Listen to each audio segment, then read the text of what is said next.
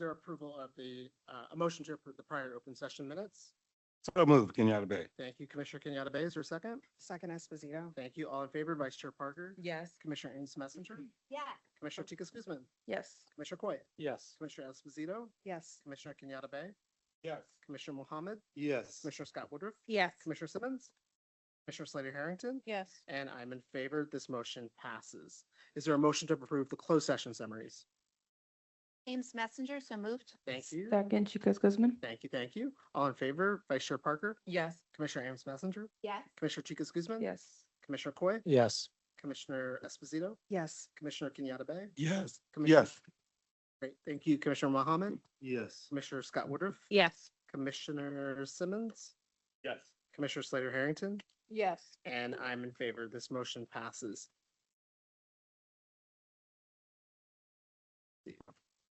So once again, I'm excited about May for a number of reasons because it gives us an opportunity to honor a number of our really dedicated professionals here in Baltimore City. Tonight, we're going to start this meeting by recognizing our teachers and our educators in our building.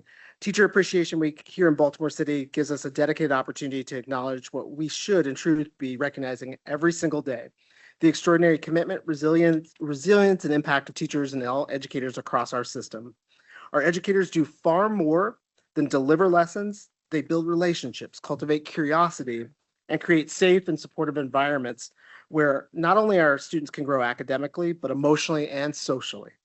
In a city as vibrant and complex as Baltimore, that work carries even greater meaning.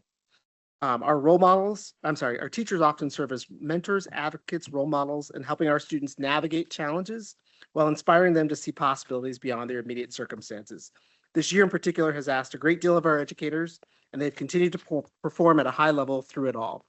From navigating significant instructional disruptions caused by inclement weather earlier this year, to maintaining stability and focus during a period of leadership transition with the CEO search. Our teachers have remained steady anchors for our students and their communities. At the same time, broader shifts and uncertainties in education policy at the federal level have created additional complexity across the school systems nationwide. Through it all, Baltimore City educators have stayed focused on what matters most, which is serving our young people with consistency, care, and excellence. Teacher Appreciation Week is also a reminder that appreciation must be extended beyond words. It must be reflected in how we prioritize our resources, how we support professional growth, and how we listen to our educator voices, and how we ensure that every classroom has what it needs to succeed. I also want to acknowledge that when we say teachers, we are also including all educators, paraprofessionals, counselors, social workers, support staff, our other professionals who contribute daily to the success of our students. Education is a collective effort and every role matters. So for all of our educators across Baltimore City, your work is seen, your impact is lasting, and your commitment shapes the future of the city in profound ways. On behalf of the board and the communities we serve, we'd like to thank you for showing up each and every day with compassion and unwavering dedication. So with that, I'll ask everybody to join me in a round of applause for showing our appreciation for our educators.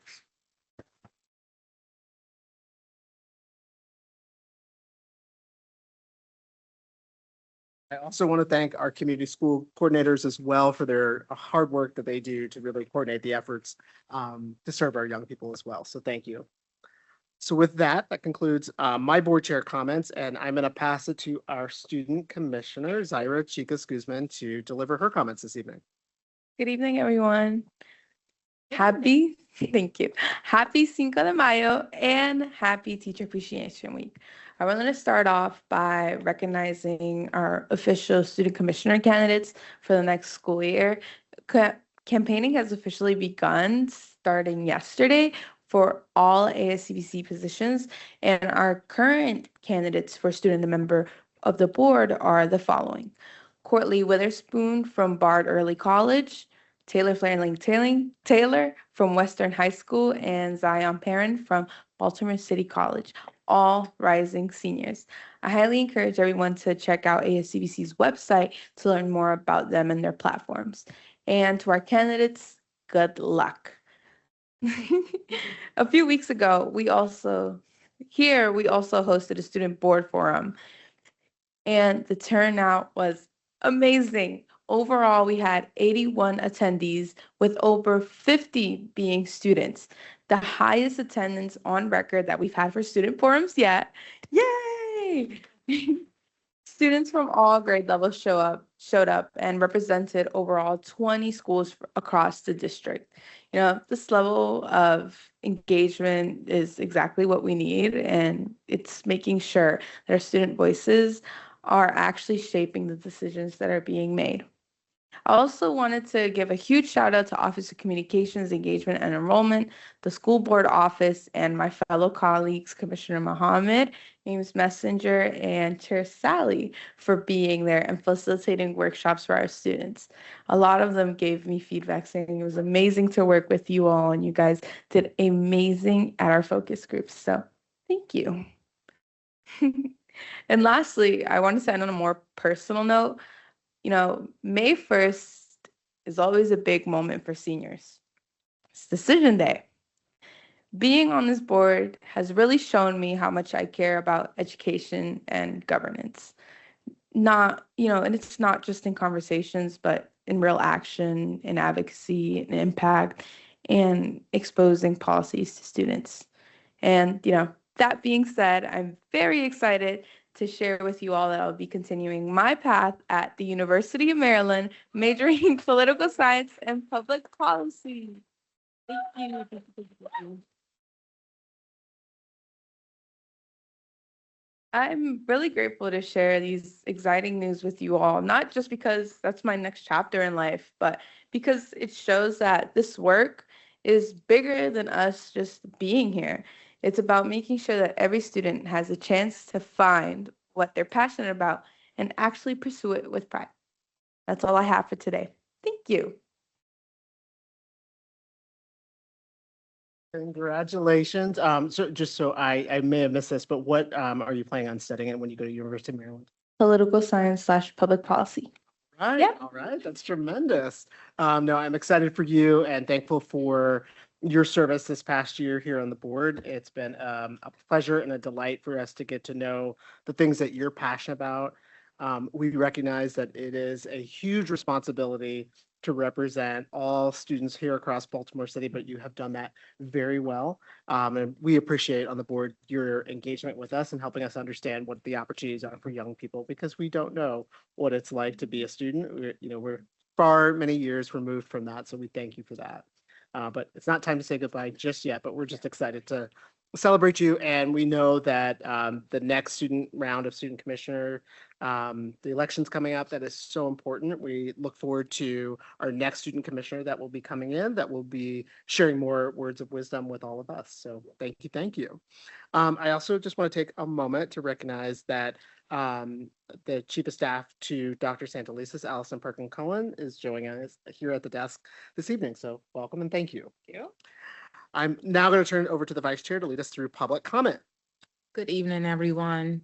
We will now move to public comment. Public comment is shared by our district recognized groups and the general public. Representatives from our recognized groups will have the opportunity to share public comment first for 5 minutes. Afterwards, the general public may share. A reminder for all groups and individuals who are sharing, public comment content regarding personnel decisions that may be subject to appeal cannot be discussed during this portion of the evening. First, we have Associated Student Congress for Baltimore City, Science Messiah.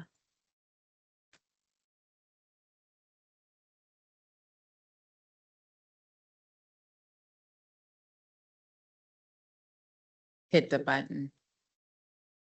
Oh, hey everyone. Hello. Thank you so much. Good evening, members of the board and the community. My name is Science Messiah, and I serve as part of the ASCBC as an ad hoc member. Today, we roam the world with possibility. As youth, we do more than just observe. We create the world we want to see and pave the way for those who follow. I stand before you tonight to represent the vision by giving three critical updates and concerns. One, on policy JICF. Two, on the ASCPC elections. And three, the CEO transition. First, I want to address policy JICF. This would increase guidelines for principals and staff on how to deal with criminal gang-related activities. This is a high priority for ASCBC, considering last year's students made school safety as the second most important issue for them. One concern we have about the policy is that only the principal and staff can fill out the reporting reporting form. This means that parents or students who want to report it have to speak to the principal or staff member to get it reported. We are concerned this will prevent students who do not feel comfortable talking to an adult about it from reporting these activities. By making reporting more accessible and comfortable to students, we could build the trust necessary to foster a positive environment and effectively reduce gang-related violence. Secondly, we are also at a pivotal moment for student leadership. The ASCBC elections are approaching and the transition to a new executive board is underway. We are hosting our candidate town hall on May 14th to 6 to 7 to ensure every student knows who their candidates are. This is vital because these roles are building blocks for Baltimore's success. Our student commissioner represents us on the school board to handle policy and budgets, while our ASCBC office lead the charge, making sure every student has a voice in legislative, access to new leadership opportunities, and a chance to develop interpersonal skills along the way. Voting will take place from May 18th to 21st. I encourage every student to read the voter guide and make sure their voice is heard in selecting our new student commissioner and executive board. Thirdly, as we look over the CEO transition, our focus remains on continuity and progress.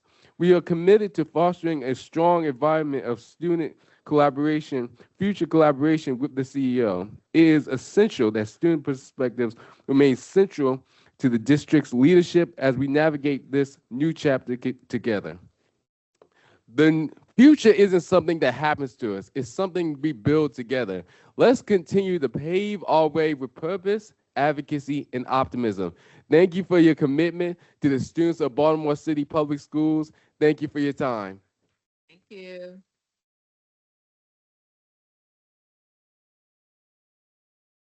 Secondly, we have Melissa McDonald, member BTU. Sorry.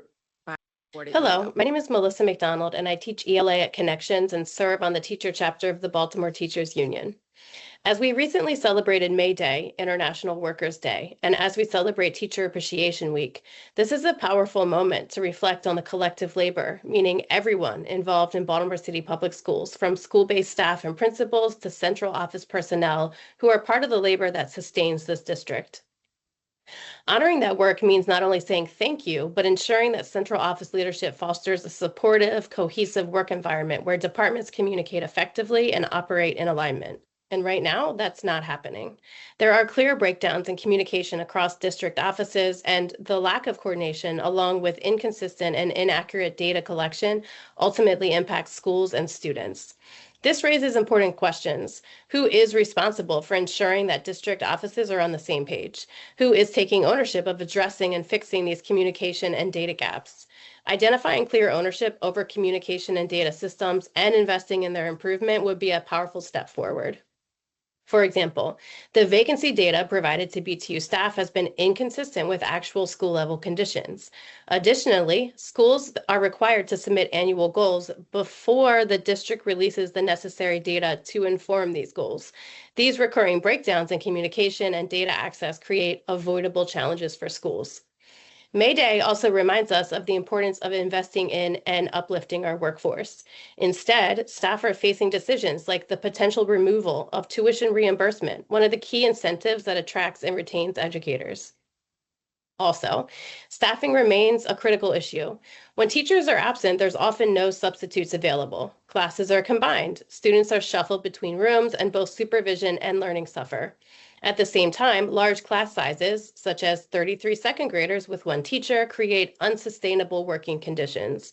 These pressures lead to burnout, increased absences, and further strain an already limited substitute pool. In some cases, insufficient staffing also creates safety concerns, with students able to leave classrooms or buildings unsupervised. What is the district's strategic plan to hire a robust substitute pool? And throughout the transfer window, the district never publicized the vacancy list. So staff looking for new school homes didn't know what schools were hiring or for what positions. The absence of a centralized, accessible vacancy list makes it difficult for current employees to find new positions within the district. While union members have attempted to fill this gap with an informal member-created list, this responsibility lies with the district. There is also a need for structured district-wide hiring events with timely communication for staff impacted by last-minute surplus decisions. Vacancies across the district further compound these issues. There's little transparency around how district vacancies are monitored or how recruitment is prioritized. Some positions remain unfilled long enough to be eliminated entirely rather than addressed with urgency. This raises important questions. When does the district begin aggressive recruitment efforts? Why does this not occur year-round in the winter and spring rather than only in summer? There appears to be a lack of urgency in addressing these issues that directly impact staff retention and student learning. Finally, recognition and appreciation for educators have noticeably declined. The Teacher of the Year program, once a meaningful celebration, has shifted into a competitive process that increases workload without providing meaningful acknowledgement. Educators are asked to complete extensive submissions, sometimes exceeding 30 pages, yet receive little feedback or recognition beyond a certificate. Candidates are instructed their submissions will be scored with a detailed rubric, yet, in another incredible twist of irony, best practices are not applied, and the educators received neither their score nor any feedback. This causes confusion for any future nominations and subsequent submissions. Candidates would appreciate knowing who nominated them and the accolades attributed to them by their nominators. Candidates would appreciate being celebrated. It's important to understand this week, Teacher Appreciation Week, that when we fail to celebrate our educators in meaningful ways, we contribute to ongoing retention challenges. With this in mind, we respectfully ask the Board of School Commissioners to ensure that there is a district-wide celebratory event planned for this June 2026 to honor our current Teachers of the Year. This simple but intentional event, one that includes time to connect, a space to celebrate, and hospitality from our employer that honors these amazing educators, would go a long way. Remember, in the spirit of May Day and Teacher Appreciation Week, when educators feel supported, valued, and respected, they stay. When they stay, our students benefit. So thank you, welcome to our new CEO, and happy Teacher Appreciation Week. Have a good night. Right. Thirdly, we have Kayla Jones, PCAB, by written comment. Good evening. These are very brief comments provided to us by PCAB. PCAB is now accepting applications for the upcoming term and invites members of the community to apply. At this time, PCAB is seeking up to 2 new board members who are ready to contribute their perspective, experiences, and commitment to equity.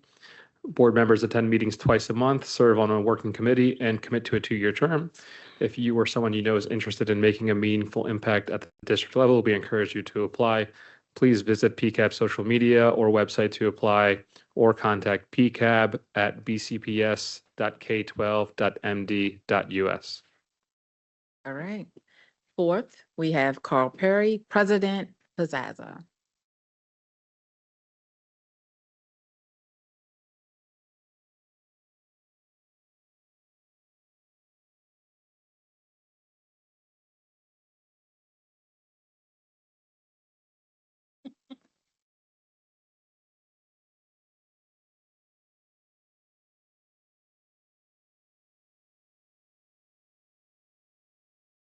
Greetings, Chair Sally, Vice Chair Parker, honorable board members, and Chief Perkins Cohen.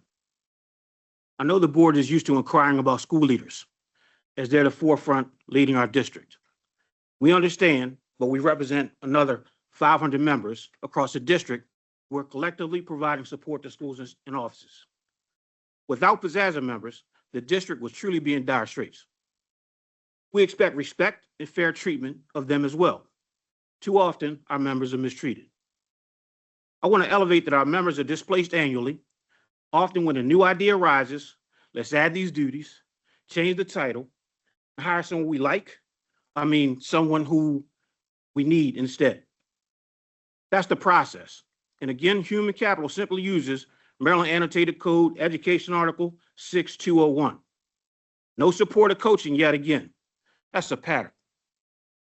Simply use and abuse the law, then move people, find a job by the end of the year, or return to a classroom. Teaching is how most of them start.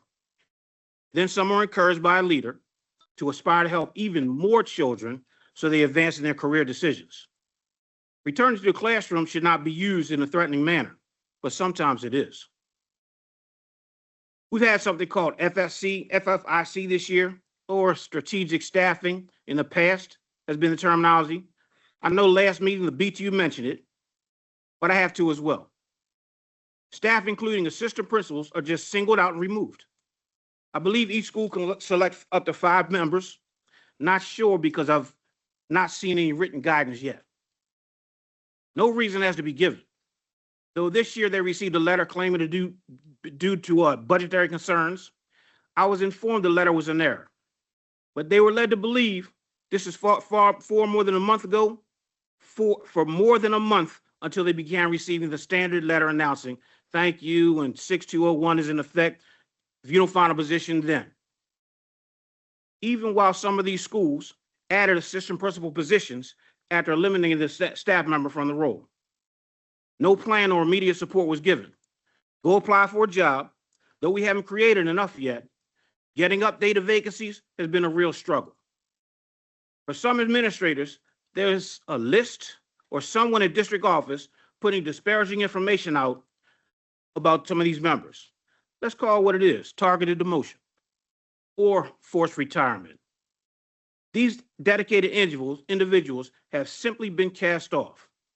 There was a recent social gathering for 3 networks, but all impacted members weren't invited. Why wouldn't everyone be invited? It shouldn't be permitted to eliminate a person if they've not had coaching, support, and especially if their mid-year review is deemed effective. They should receive priority placements. There's been even more disrespect for some of the principals identified this year for reassignment. Human Capital is conducting interviews in the actual school building and requiring the sitting principal to leave for the day. That renders the dedicated, passionate principal as someone who may be then further disrespected by their staff. Staff would say, why am I going to listen to you? You're not going to be here next year anyway. But each of these people are continuing to work tirelessly educating the wonderful children's city schools. They also continue to toe the line championing city schools, all while being thrown away as viewed by the action of city schools. We understand this is a business, but treat everyone the same, not based off personal preferences and biases, but those who are good for children. That's what matters the most. Finally, I'll leave that alone. Because once again, some ILEDs use targeted actions. Some even may have manipulated actions with staff and community members to paint a negative picture of the school leader. But that's for another time. We should even look more closely at some of these school family councils, how they were selected, and how they have handled the principal selection process that's been going around. Thank you for your time. Have a good night, and please be safe. Thank you. I'll now turn it over to the Board Executive, Yusuf Ahmad, for more public comment. Good evening, everyone. We have 5 video submissions this evening. We'll start with Nathan Farrell from BTU.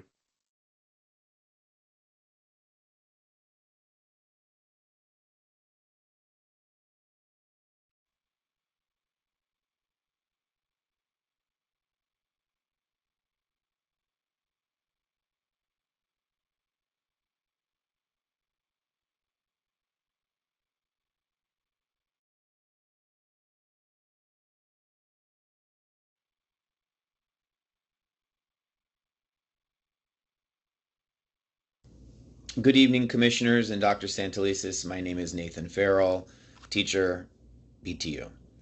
Every day I'm in schools across the district working with early career teachers and the school leaders who support them. This year's non-renewal process is on track to significantly destabilize staffing across Baltimore City Public Schools.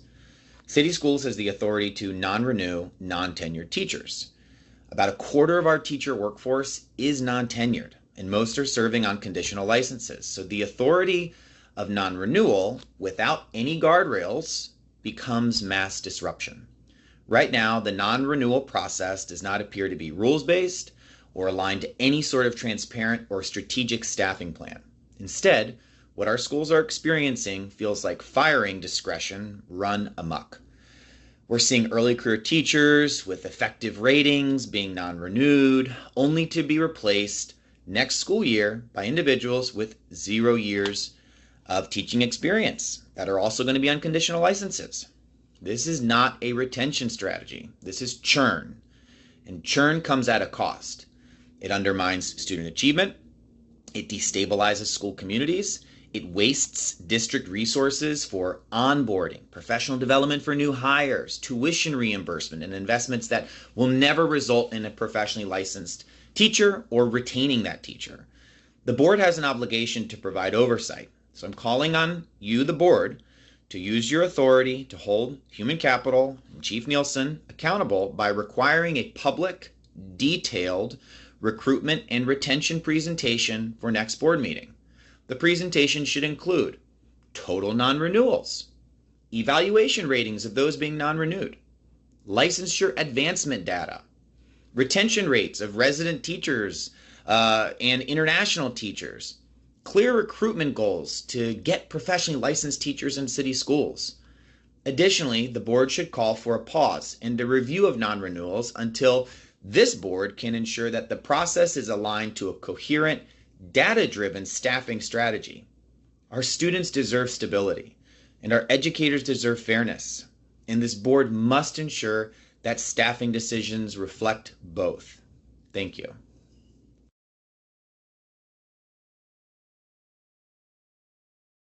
Next, we have a video submission from Jocelyn Providence.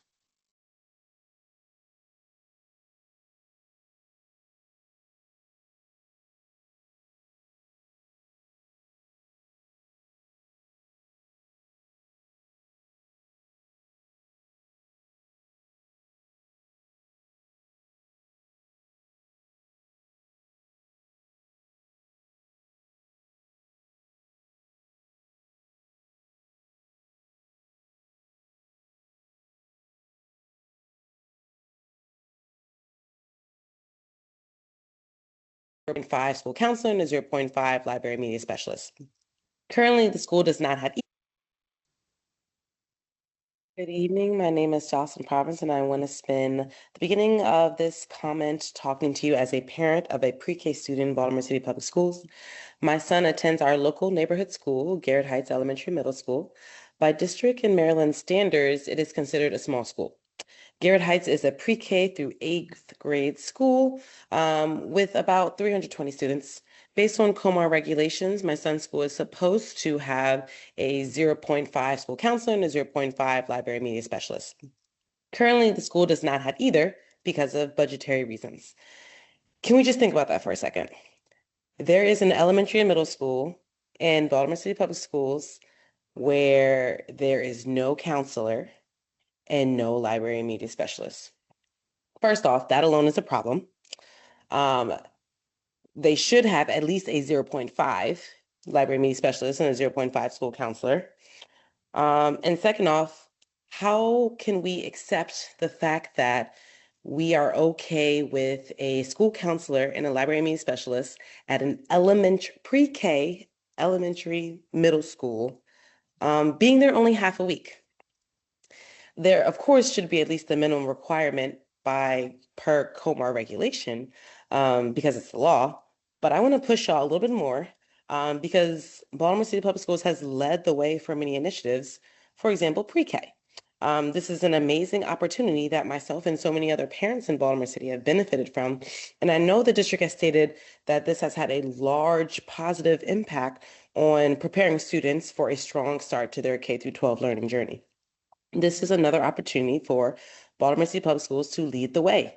Every elementary, middle school, regardless of how small they might be, should have a full-time librarian and a full-time school counselor. If a school is designated as an elementary middle school, that means that there are either 9 or 10 grade level bands, if we're including pre-K, like my son's school. How can you possibly expect someone there half a week to be able to fulfill all of the essential responsibilities that these roles entail that are so critical for all of our students? Why does my child not deserve to have the same access to a school counselor and a library media specialist, all because of where we live in Baltimore City where we live in Baltimore City? All because our school is small? This is unacceptable.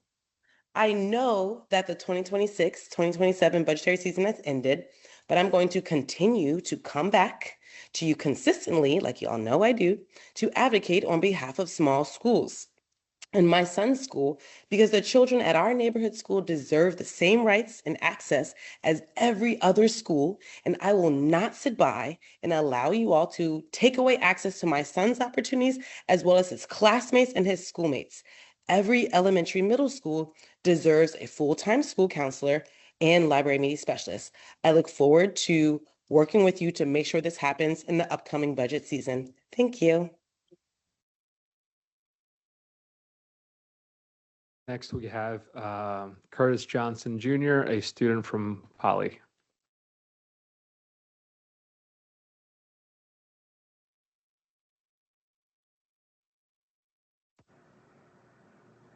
My name is Curtis Johnson Jr., and I'm here today as a student and youth leader to speak about the urgent need for change in Baltimore City schools. While I won't point to just one building, I'm speaking about a pattern that affects many schools across our city.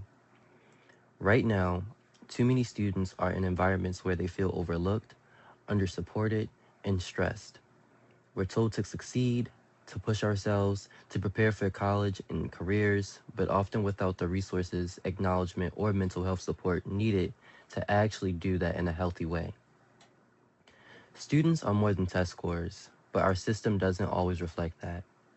We need schools that recognize effort, growth, and leadership, not just grades. We need more counselors, more safe spaces, and more opportunities for students to feel seen and heard. While students feel valued, they show up differently. They engage more, they lead more, and they succeed in ways that go beyond academics. Change doesn't happen overnight, but it starts with listening to students. We are living this experience every day, and we know what needs to be improved. Investing in us means investing in the future of Baltimore. Thank you for your time. Next, we have a video submission from Chloe Gingles.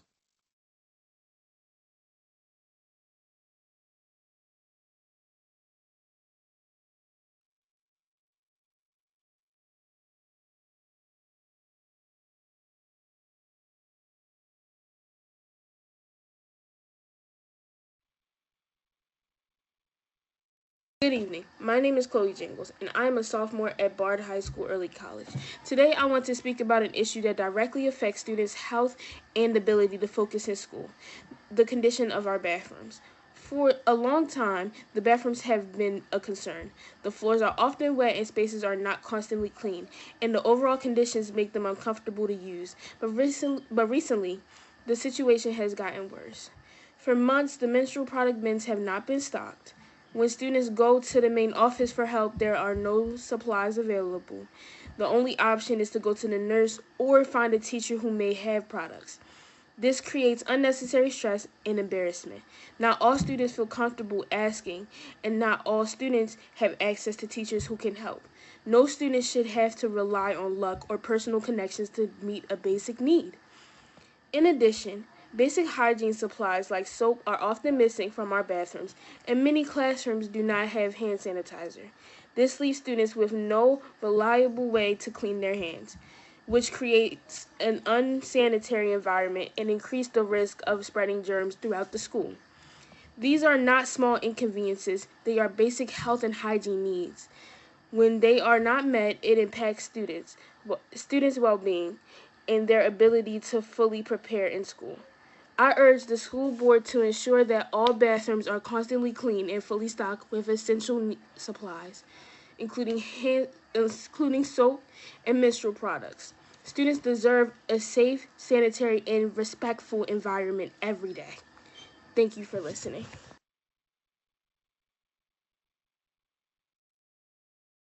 And lastly, we have a video from Lee Krempel.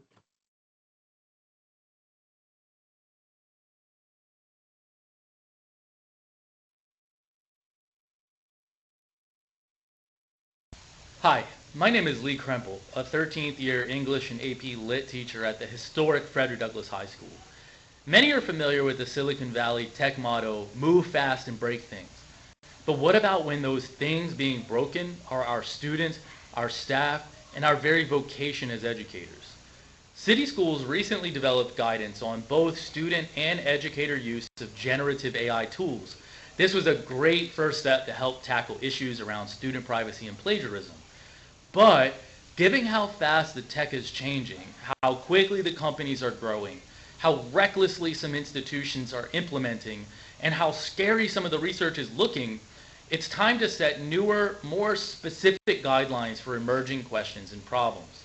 And I'm not talking about a document buried in board docs or a link to an obscure webpage with general guidance.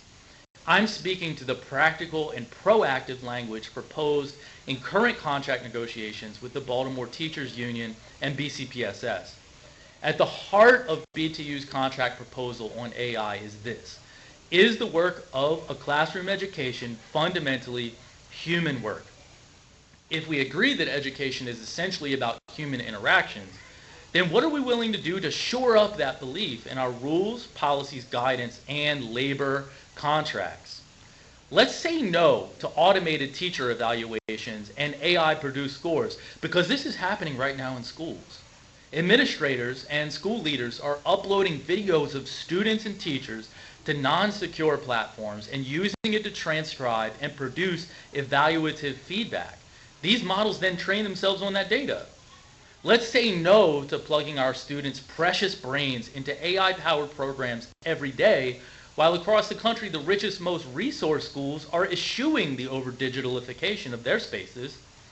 Recent research from Brookings, Common Sense, USC, and others demonstrates the problems with student reliance on ChatGPT and other LLMs. An MIT study found 30% less brain activity in critical thinking regions for AI users, leading to cognitive debt or diminished independent cognitive ability. Let's be willing to promise right now that city schools will not now or in the future eliminate human educators to replace them with AI programs, no matter what snake oil big ed tech companies and salespeople try selling us. Some of you might think it's too soon to have these conversations. AI classrooms, hiring and evaluation decisions made by algorithms, aren't these the problems of the future? Pest control experts say that by the time you actually notice the termite damage in your home, the infestation's been happening for years. I don't want to wake up one day to find that the tech billionaire termites have eaten away at the core of our school system. We need systems and job protections now.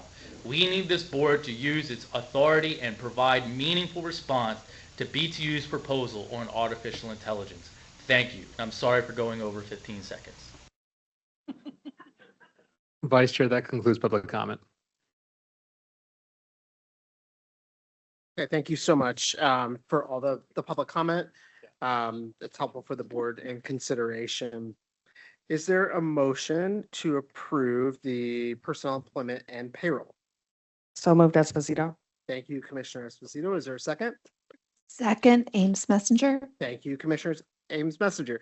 All in favor, Vice Chair Parker? Yes. Commissioner Ames Messenger? Yes. Commissioner Coy? Yes. Commissioner Esposito? Yes. Commissioner Kenyatta Bay? Yes. Commissioner Mohammed? He stepped out. Commissioner Scott Woodruff? Yes. Thank you. Commissioner Simmons? Yes. Thank you. Commissioner Slater Harrington? And I'm in favor. This motion passes. I will now turn it over to Dr. Santelises. Welcome. Right on cue. Thank you very much, Chair. Comment. Much appreciated. Thank you, everybody.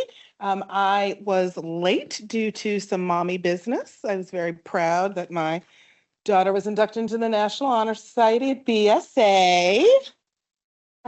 Principal Coffin and the crew over there do a great job, but thank you.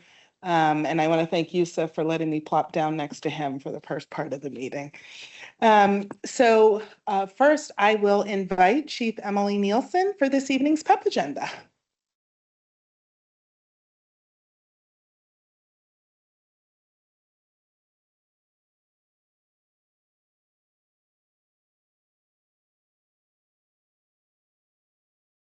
Thank you, Dr. Santelises. Good evening, board commissioners.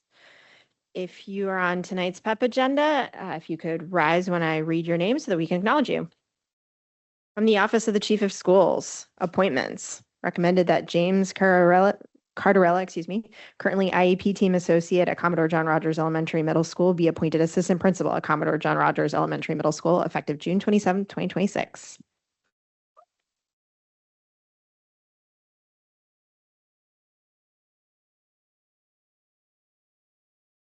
Recommended that Damon Dunson, currently Educational Associate 10-month at Carver Vocational Technical High School, be appointed Assistant Principal at Carver Vocational Technical High School, effective June 27. Recommended that Keith Tabor, currently Educational Associate 10-month at Pimlico Elementary Middle School, be appointed Assistant Principal at Pimlico Elementary Middle School, effective June 27, 2026.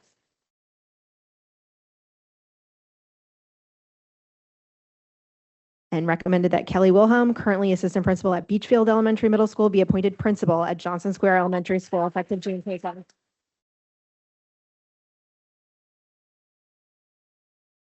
And from the Office of the Chief Academic Officer, an interim appointment, recommended that Taisha Swinbuck, currently Acting Chief Academic Officer, be appointed Interim Chief Academic Officer, effective June 13th, 2026.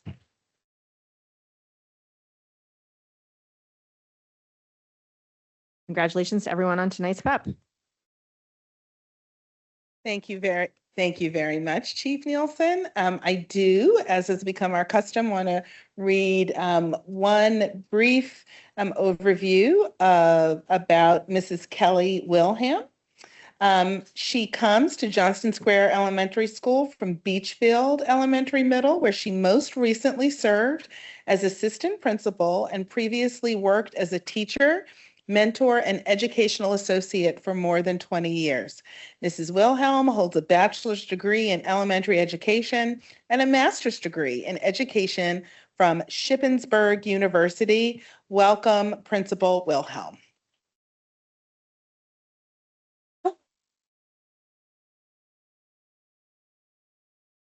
And by the way, I will just say for the record, I remember doing a lovely walk with you through classrooms, looking at instruction, and it's nice to see you in this place today. So shout out. Thank you.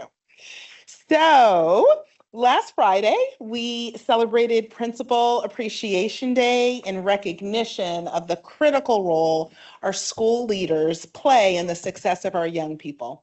The principalship is unquestionably one of the hardest and most rewarding jobs in education. Strong principals work tirelessly to support their staff and continuously strive to improve results for their students. I often say when I'm asked both locally and nationally that principals are indeed the fulcrum of school improvement and district progress. Time and again, I have seen the dramatic impact that a dynamic and knowledgeable leader can have on every aspect of their school, in academics, school culture, and relationships with families and their community. So congratulations and deep appreciation to all of our Baltimore City Public School principals.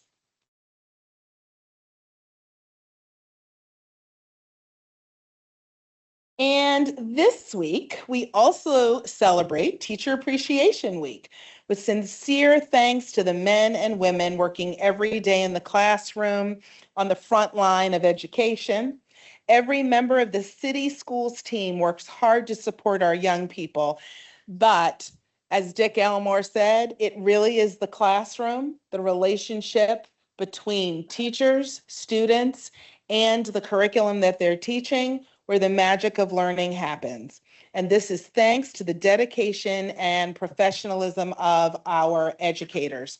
I had the opportunity today to really go across the district. We had people at their schools, supervisors, principals, leadership team, and in some cases parents who nominated teachers in their school for special recognition.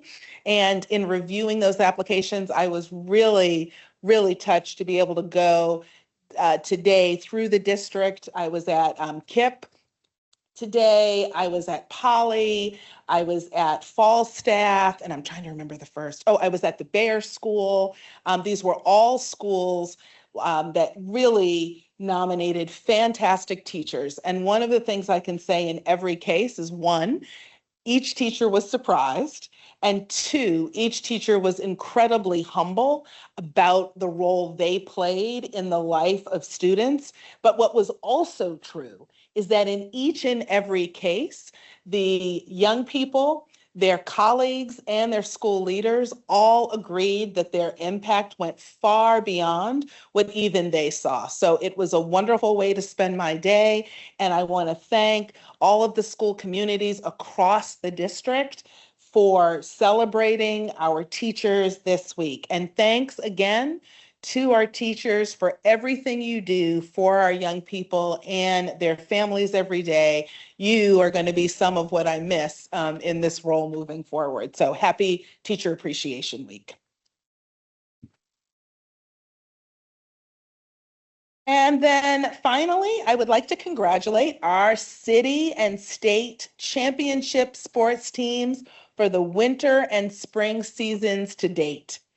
First, congratulations to our citywide basketball champions, the boys basketball team at City College and the girls basketball team at Poly. The Poly girls went on to win the state basketball championship in Division 3A. Congratulations. I encourage everyone to go to Instagram because that's the place to see all the footage and the shout outs of a number of our student athletes. In swimming, the City College girls swim team and the Poly boys team both won their respective city championships in swimming. Congratulations. Congratulations to the Western girls indoor track team on winning the city championship, and a special shout out to the Western 4x400 relay squad on winning their individual state event. Congratulations.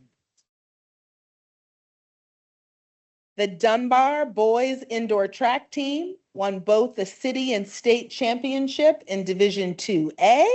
They also won individual state events in the 1A 500 meters, 2A 3,200 meters, and the 4x800 relay in Division 2A. Congratulations to Dunbar boys indoor track team. Congratulations to Forest Park, and I saw some of this footage online as well. Congratulations to Forest Park on winning the City Wrestling Championship, and to Poly on winning the City Dance Championship. Congratulations. And then finally, congratulations to Carver, City College, and Dunbar on winning their respective divisions in unified indoor bocce. Congratulations to you all, and to all of our city school students and their coaches. And we will have opportunities to celebrate you throughout the end of the year. Chair, I will turn it back to you because that concludes my remarks for this evening. Oh, go ahead, show.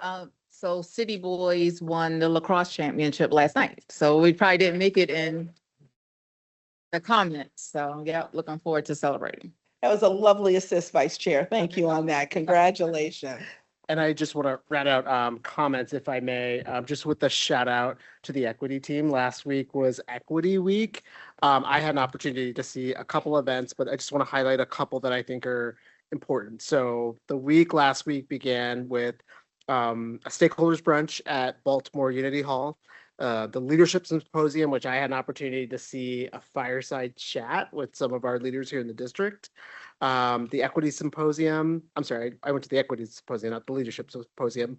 Leadership symposium, equity symposium, there was a district office day, and then I rounded out my week with an opportunity to see the paraeducator symposium, which for me personally, being able to tangibly look at just the celebration, the opportunity for professional growth, the opportunity for, community for our paraeducators, talking about the issues that are important to them and their service of young people was absolutely amazing. But I also just want to thank the equity team under the leadership of Dr. Durant for all of their efforts in putting together a fantastic week. So well done.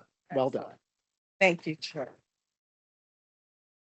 So I'll now review the consent agenda. Board colleagues, please let me know if you would like an item removed and state your questions for staff. Item 8.01, which is our FY26 quarter 3 budget amendment. Item 8.02, policy IKEA promotion and retention and grades K-12 and IKEB graduation standards. Item 8.03, third-party billing supplemental appropriation request for FY26. Item 8.04, third-party billing supplemental appropriation request for FY27. Item 8.05, supplemental appropriation for Francis Scott Key remediation project. Item 8.06, supplemental appropriation for FY26 state aid adjustments. Item 8.07, supplemental appropriation for FY26 transportation expenditures. Item number 8.08, supplemental appropriation for FY26 ESY transportation expenditures. I would like to pull item number 8.09 for discussion among the board and with city school staff on the proposed FY27 budget. And item number 11.01, the procurement for McBride. I just want to verify. So for item number 8.04, that is for FY27? Okay, all right, thank you. Just want to triple check. All right, so that's where we landed there. Before we go on to the presentation, actually, one second. Why don't we bring up Chief Doherty for the presentation for 8.09, if that's okay, and team on the proposed FY27 budget.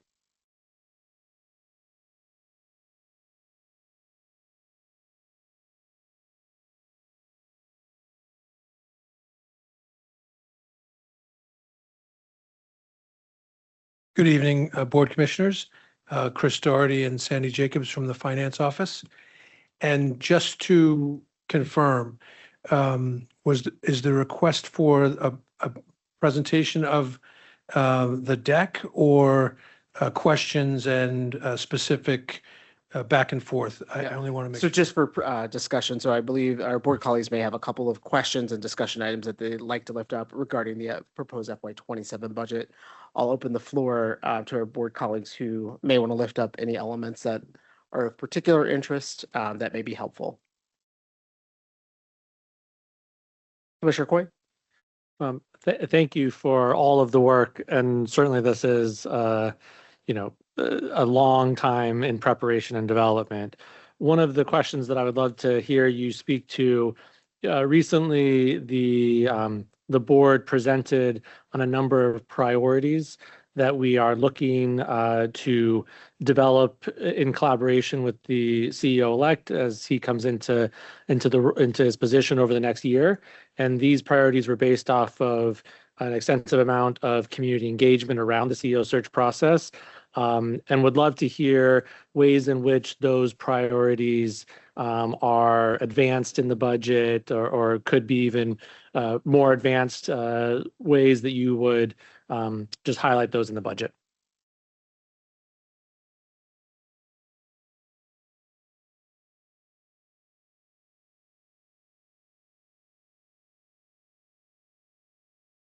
While I give Chief Dabrowski a moment to walk up, I will say in our previous presentation, which we're happy to touch on again now, one of the ways we organize it, because of course you can't highlight everything in a budget as large as ours, but specifically because of the emergence of the 4 focus areas that the board developed. And I think that they were highlighted a meeting or two before. What we chose to do was to, in our highlights, talk about some of the things that we think address the 4 focus areas. Now, that said, as the 4 focus areas inform the next strategic plan and go forward in the FY27 and beyond budget, there can be additive and much more additional things. But the way we addressed it in this budget was to use some existing examples where our activities planned for FY27 fit quite well with, again, I hope I'm calling them the 4 focus areas. So the board focus area slide is about to come up here, the one with the ballerina. Yes. So good evening. And Commissioner Coy, is there a specific, so again, as Chief Doherty mentioned, we took the focus areas as part of our strategy to organize. And if we go to the next slide, you can see under more high performing schools, the investments, that you'll see there for all areas, but certainly wanted to hit if there are particular areas that you want me to lift up here. One of the areas that I know I have specific questions about, but would defer to other members of the board if they would like to ask around is school climate and student well-being. So if we want to move forward onto this one. Yep. Okay. So here we can see the strategic investments around enrichment and engagement. I think specifically about the great work we continue to do in the fine arts space. I had the privilege today to preview the most recent work around the fine arts priorities that will be coming to teaching and learning just on a couple of weeks next week. Certainly our continued investment in more fine arts teachers and additional spending for schools to invest in extra arts experiences and activities, the broad partners that we have. We were celebrating that today. If we think about even this summer and the great work we'll be doing for Arts for Learning, the work we'll be doing with OrcKids. So again, some very tangible spaces there where we know the space of fine arts is often an area for our students to feel connected to their schools in very special ways. Similar athletics, you can see our continued investment for trainers and coaching stipends. Our important work that, again, Chief Hyde Cupboard has done around student government and our investments there. Our exciting season that we're in right now, centralized graduation, continuing that so that every one of our graduates has a beautiful send-off ceremony as part of their final event in city schools. And then I think the other piece that speaks volumes is our support around behavioral and mental health supports. You can see there the investments in positions, social workers, psychologists, our counselors, our post-secondary advisors.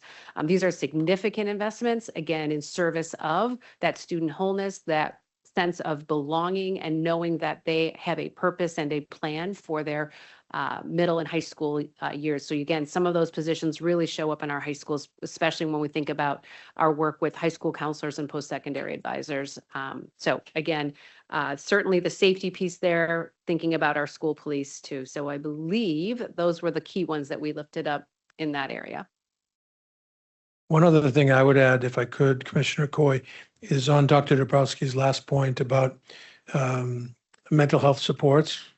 Those numbers that you see there, which again are pulled out to give a sense of some of the activity, our spending in that area appropriately increased significantly during and right after the COVID period, and they haven't fallen off a cliff since then. So there was a kind of a well-needed increase in spending. And of course, spending is an outcome, but it's what It's what the finance office can keep track of. And usually you put your money where your efforts are, and those numbers, considerable numbers, are all their historical highs. And unlike in some other districts, they didn't just drop when the one-time federal funds went away. I'll defer to other commissioners if questions on this. Anything additional from board colleagues on tonight's budget? Less a question and more just a request for a little more detail. In alignment with looking at the students with diverse learning needs, this will be a priority going forward, is now and will continue to be, as we align with that work. Specifically looking at just speaking a little bit more with the MESC and student success liaisons with the increased investment there, as well as the investment in the Peel teams. Just a little bit kind of the nature of that investment. Sure. So I want to see if we can move. Okay, so I'll make sure I'm on the right slide here. Great. So for our multilingual learners, so again, the work that we do in MESC continues.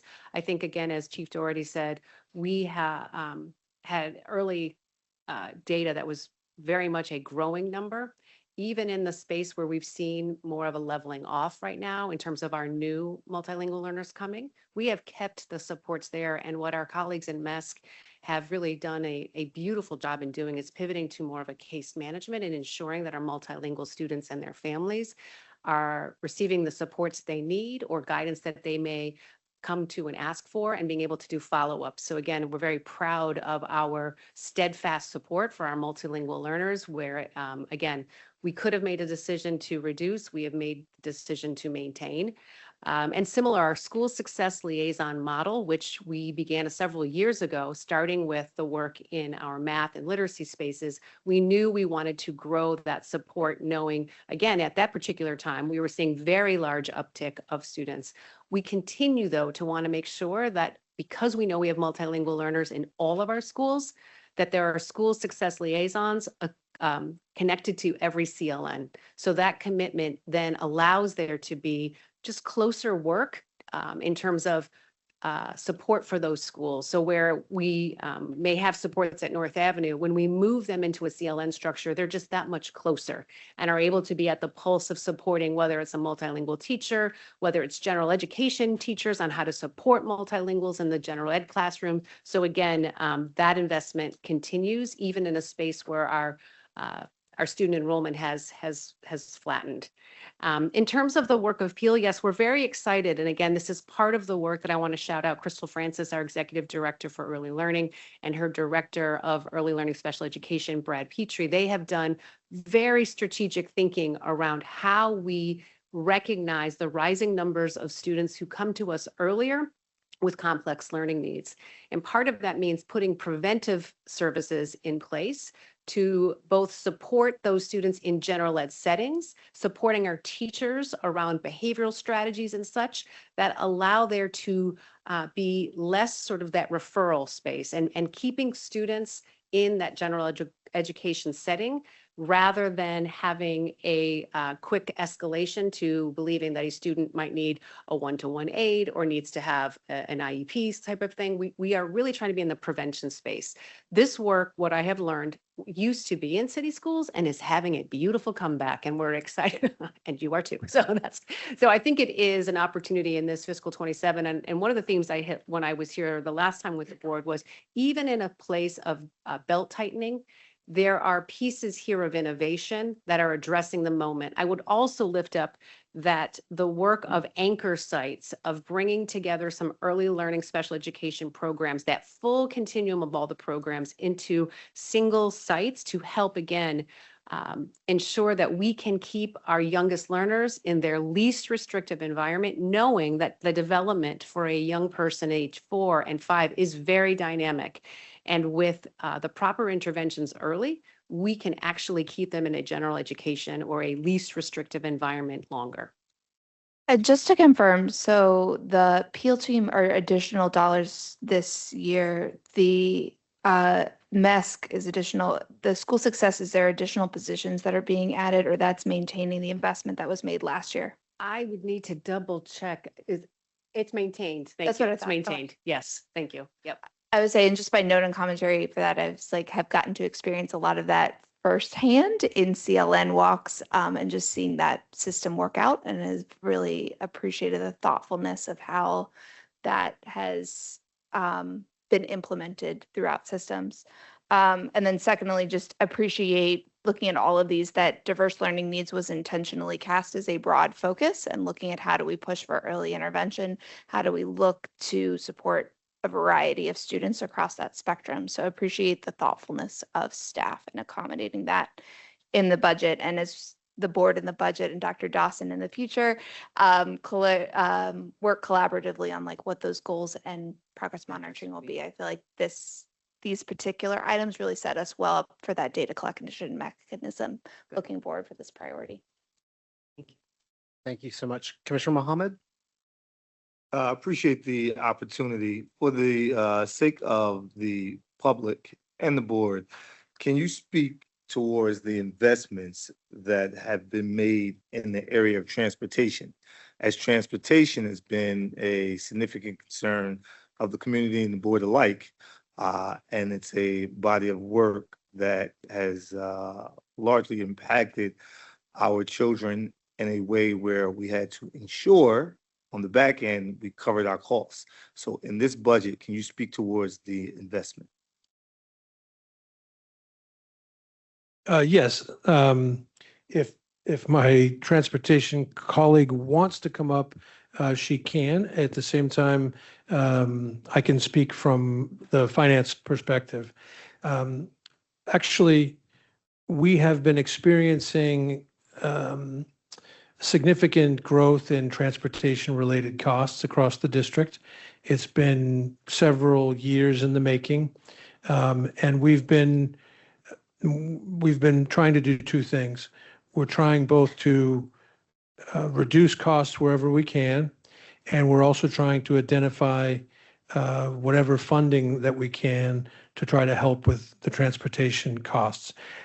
And although it is certainly correct to call them the transportation costs, and I call them that myself, Dr. Washington and others have helped us all understand that those costs manifest in the transportation budget, but they're really system costs, because when a child is identified as needing IEP transportation services and needs to be transported to a particular location for particular services, those costs are going to manifest in transportation costs.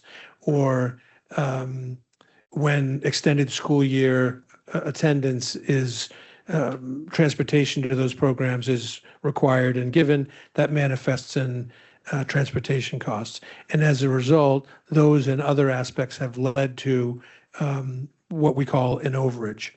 That overage has peaked at a number of about $18.5 million, and we're projecting in FY27 through activities led by operations and also led in cross-functional teams with the special education office and lastly the finance office.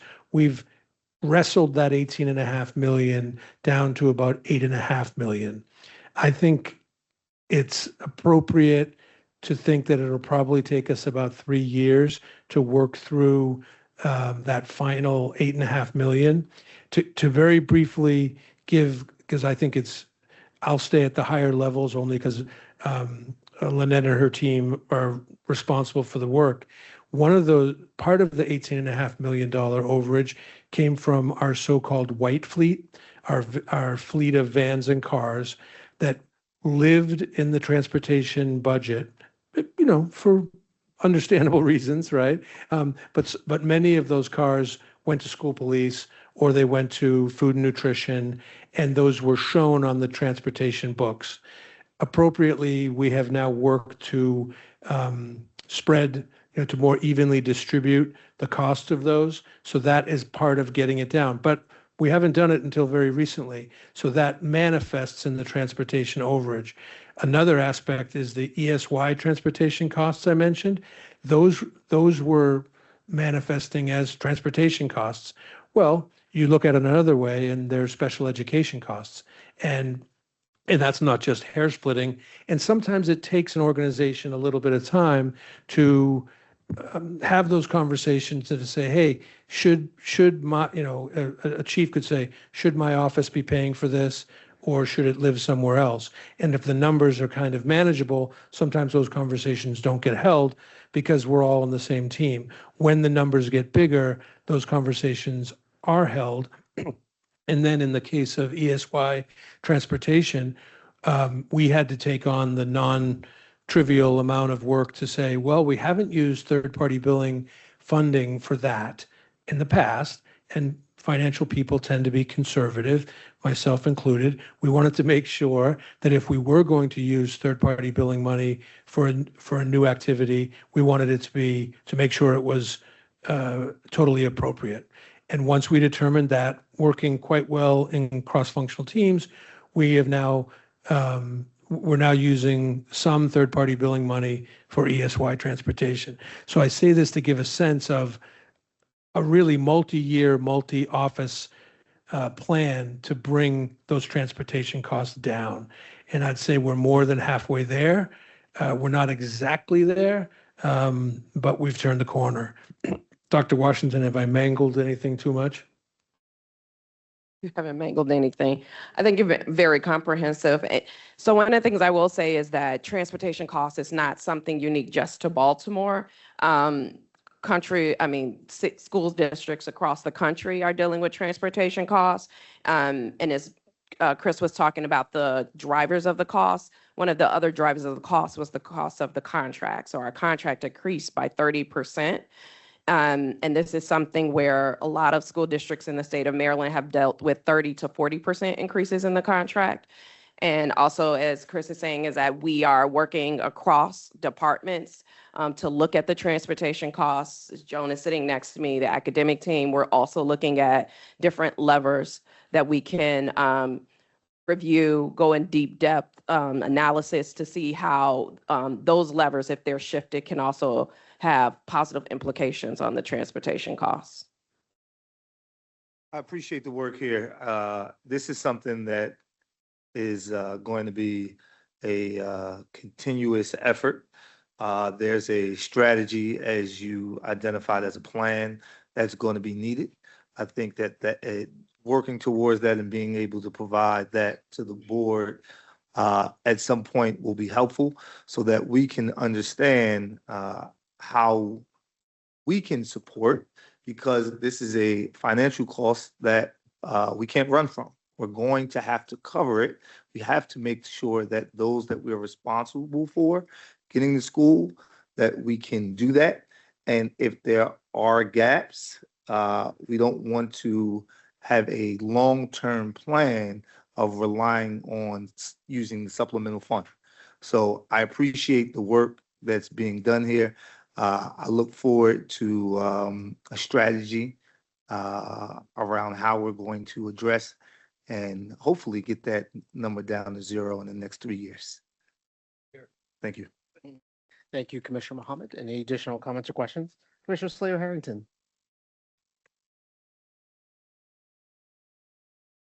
For Dr. Brasky. And it's both, I think I've seen presentations, but for public consumption as well. The board prioritizes math. And I just want to see how our efforts, your efforts, are reflected and how that priority is reflected here in the budget and what we can expect to see in classrooms, particularly around middle school. Yep. So if we go back to the slide that talks about more high performing schools and some of the important investments we've made, I think, again, We are just finishing up this year of the first year of implementing Reveal Mathematics in all of our schools. So we've just come to the sunset of that first year.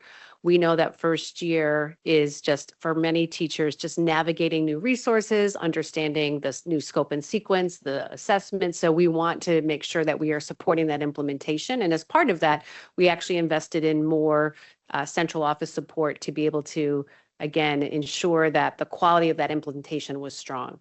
We are prioritizing mathematics in all of our summer development opportunities. So in our upcoming teacher institutes, in our upcoming coaching institutes, and our upcoming leadership institutes, you will see that mathematics rises to the top in terms of the development work that we are doing and the priorities. We have once again made the decision to highly recommend that every school has a math coach or math lead. And I want to be very transparent. We have a different stance in literacy. We require every school to have a literacy coach. We have held off going that far because the reality is when you go for having a coach in every school, your best teachers may leave the classroom. That means we could actually be losing that opportunity for students to have direct time with high quality math teachers. So we are having a somewhat subtle shift there and saying to schools, perhaps you can partially release a teacher. Perhaps you can have someone who's going to do some additional support and stipend. So we are meeting schools wherever they are to provide that support without eliminating or reducing high quality classroom teachers. Again, and I think I want that to be really transparent. There is steep improvement work needed in mathematics. The math team is aware of that as we've been lifting up our multi-tiered systems. We are investing in, you'll see it in this budget, additional supports and materials that are aligned with Tier 1 to ensure that students receive that additional support. We are expanding our algebra tutoring, the Saga tutoring program in our middle and high schools, again, to meet the need of young people, because getting them to that algebra readiness, we know, is a huge gatekeeper in their math journey. There are new standards coming through the math policy from the state. So again, we are readying ourselves for what's going to be an important shift in grades 3, 4, and 5. So again, I continue to ask the commissioners to press us on our math work.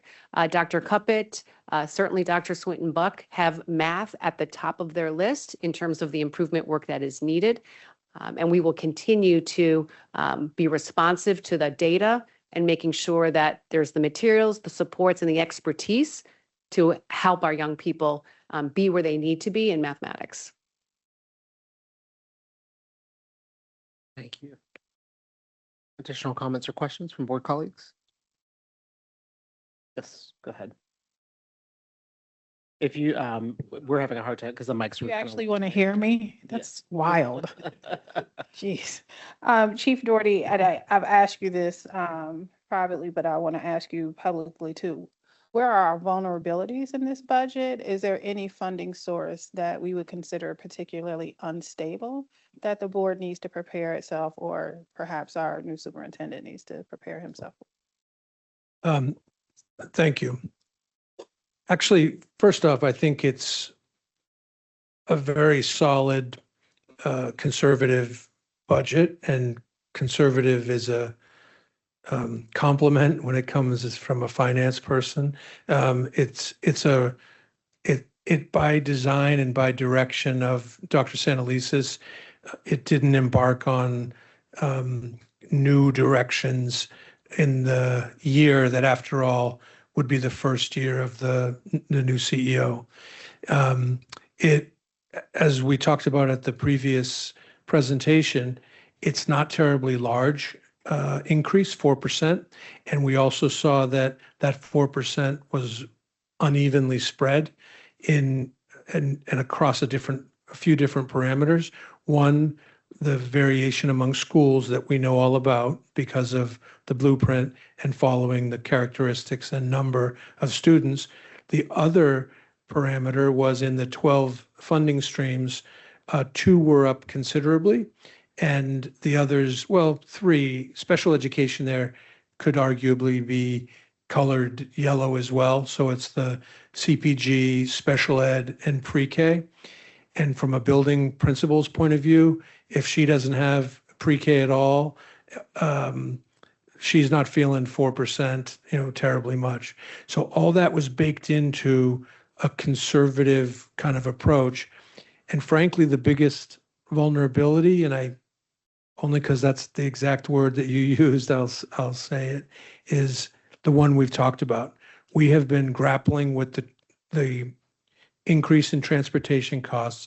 Like Dr. Washington said, when we attend meetings with our colleagues from New York and Boston and LA, they all talk about spikes in transportation that they're trying to grapple with as well.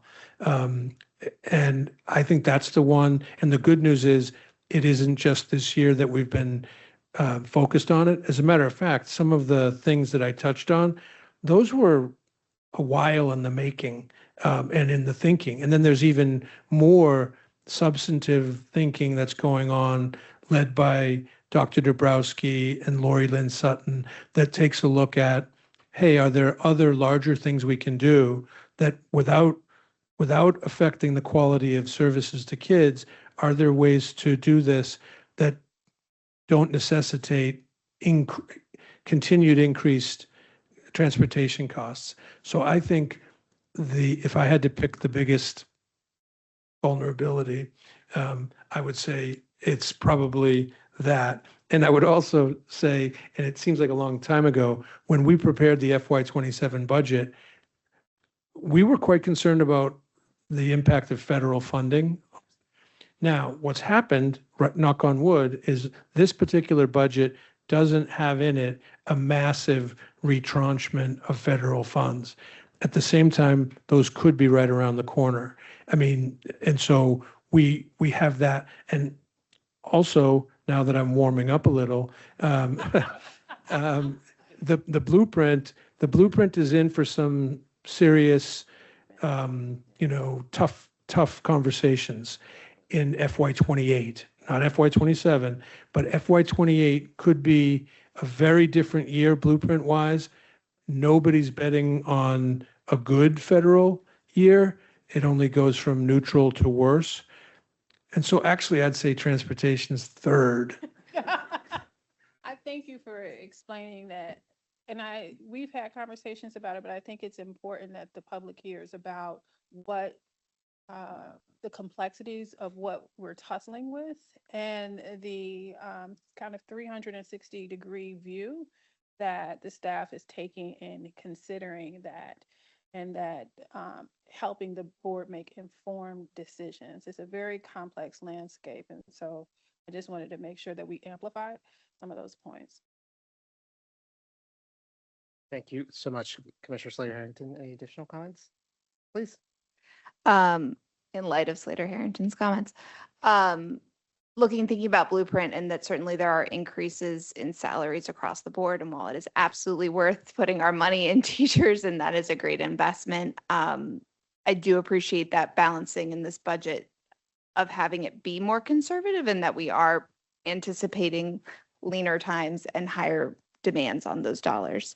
One specific cut I did, or shift in the budget item that I did want to look at, was specifically within the schools office, and looking at the Office of Whole Child Services, and also within the Office of School Police, and just looking and providing a little bit of insight for the public. Again, we've had these conversations sat offline, but was just a little bit of explanation as to where those cuts, what's happening there, given that this is a priority for the next superintendent.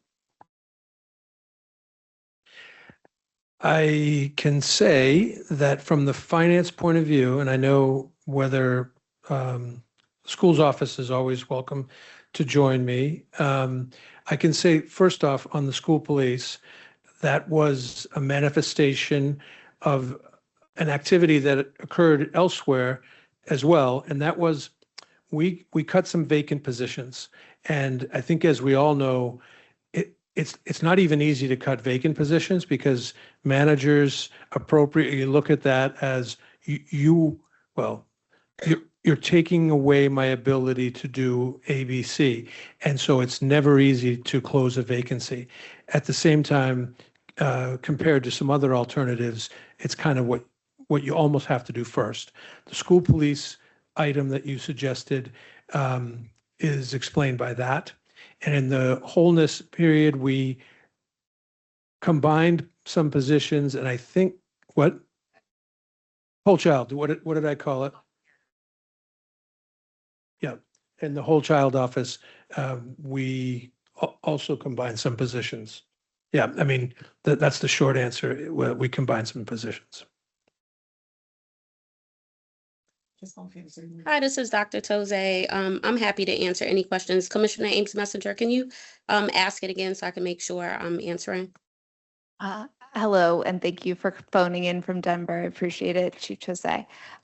Just providing a little bit of context for with the whole child services and supports with the shifts of the position dollars in that section. So looking like there's about a $400,000 decrease in that line item. Yes, happy to answer that. So we took some of the positions that we had and made sure that we were not duplicating efforts, and we were able to consolidate some of the positions to make sure that we were still giving the same quality of services to our schools and to our young people, but with less money. So we just cut a few positions, and I think also you asked about school police, and Chief Daugherty said it. We had some vacancies, but also some people moved into different positions, and we had some retirements as well. So although it looks like cuts of positions, it's just a little bit of movement around in some of the positions that we have. Thank you, Place Jose. I appreciate that, and realizing that this is because the board is indicating for Dr. Dawson as he transitions that this is a priority, and how do we balance and ensure that that is a smooth transition while also keeping an eye on that bottom dollar. So thank you for that clarification. Thank you. Any additional comments from board colleagues this evening? Oh, yes, Commissioner Scott Woodward. Thank you for our continuous conversations. Because this chart is up here and we see the notable increase in the pre-K, you mentioned how schools in buildings who don't have pre-K programs are not necessarily going to feel that 4%. Can you just contextualize what that increase means for pre-K programs and for public consumption, but also for us as well, around what the expectations are, any obligations related to that, and then just high-level considerations for the board? Yes. Thank you for that question. So the pre-K, the driver of the big increase in pre-K was the legislature's decision to speed up the phase-in to full funding. So that was supposed to kick in around FY30, and they moved it up to FY27. So that is based on the original blueprint modeling, is supposed to be the full cost of service. We know all that modeling is quite old, so it's probably not actually the full cost of service, but it is a very significant per pupil increase. Notably, that's only funding for our Tier 1 students, which are our lowest income students from families up to 300% of the federal poverty level. Tier 2, which is 300 to 600 of the federal poverty level, was supposed to kick in full for FY27, but the legislature shrunk that. It's only about half of Tier 2 that is getting funding, so we're getting about $500,000 less as a result of that, and we don't get any funding at all for Tier 3 students. So we prioritize who gets our seats, but available seats remaining after Tier 1 go to Tier 2 and then to Tier 3. So we do have Tier 2 and Tier 3 students that we're not receiving that level of funding for. In general, our pre-K programming had still been running at a deficit, even though the blueprint was bringing new dedicated funds. The cost of staffing all of our programs wasn't fully funded until we reached this full funding level. So by and large, what that new funding is doing is eliminating that deficit once and for all, and actually giving schools some OTPS pre-K dollars for the first time, that they can make sure that their programs are well outfitted and well staffed. We added new guidance this year, knowing that these dollars were coming to help schools who hadn't had real opportunity to purchase things specifically for their pre-K classrooms on how to make good use of those dollars. Anything you would want to add, Chief DeBruski? Anything additional from board colleagues this evening? Hearing none, I want to thank the staff for entertaining our questions and discussion this evening. We appreciate it. We're also going to do a separate vote for item 8.09. We are going to start with that vote for the proposed FY27 budget. Board colleagues will have an opportunity as we go through the roll call this evening to either vote on the item or provide comment along with their vote on to substantiate their vote if they so choose this evening. Is there a motion to approve the FY27 proposed budget? So moved. Thank you, Commissioner Coy. Is there a second? Second, Esposito. Thank you, Commissioner Esposito. All in favor? Vice Chair Parker, who may be joining us virtually. Can you hear me? We can. All right, my vote is yes, and I just wanted to take the privilege to thank our staff, board colleagues, our board executive, everyone that really put the effort into asking questions, getting clarity, and making sure that we have a good budget to transition with. And I just look forward to making sure that city schools remain stable and moves on to the next phase in this journey. So my vote is yes, and congratulations, colleagues, on a job well done with the budget. Thank you, Vice Chair Parker. Commissioner Ames Messenger? Yes, with a point of privilege to build on Vice Chair Parker and for appreciation for 10 years of stability and a smooth transition into consistent leadership in the next chapter. Thank you. Thank you, Commissioner Ames Messenger. Commissioner Chicas Guzman? Yes, with the greens to Commissioner Emily Ames Messenger. Oops. Thank you, Commissioner Coy. Yes. Thank you, Commissioner Esposito. Yes. Thank you, Commissioner Kenyatta Bay. Thank you, Commissioner Mohammed. Yes, and I'll take the privilege to highlight that the work around wholeness will continue to be a priority in this budget and budgets to come. This is the work that ensure that bodies and our students are in seats, and we will continue to ensure that we meet that need through this budget and following. Thank you so much, Commissioner Mohammed. Commissioner Scott Woodruff. Yes. Thank you, Commissioner Simmons. Yes. Oh, yes. And I'm going to take a little privilege too, since that's what we're doing tonight. But I just wanted to also just to piggyback on to what my colleague Commissioner Mohammed just raised, since, you know, student wholeness is a priority of the board. And I just want to make sure that folks know that this will be a continuing conversation, a continuing process over the years. Particularly, I can say as long as I'm here, we'll continue to have that conversation. Thank you, Commissioner Simmons. Commissioner Slater Harrington. Thank you. I'm also in favor, and I also want to echo my general thanks for the amount of work that it takes system-wide, especially our budget team leading this process. I also want to thank the board for putting together the focus areas that are driving our work forward this year. in addition to the feedback that we've received from the community to help us shape that. So we do appreciate all of the input that helps the board to make a well-rounded decision this year for a budget that reflects not only the board's priorities, but the needs of our community, our students, and our educators. I am in favor. This motion passes. Thank you.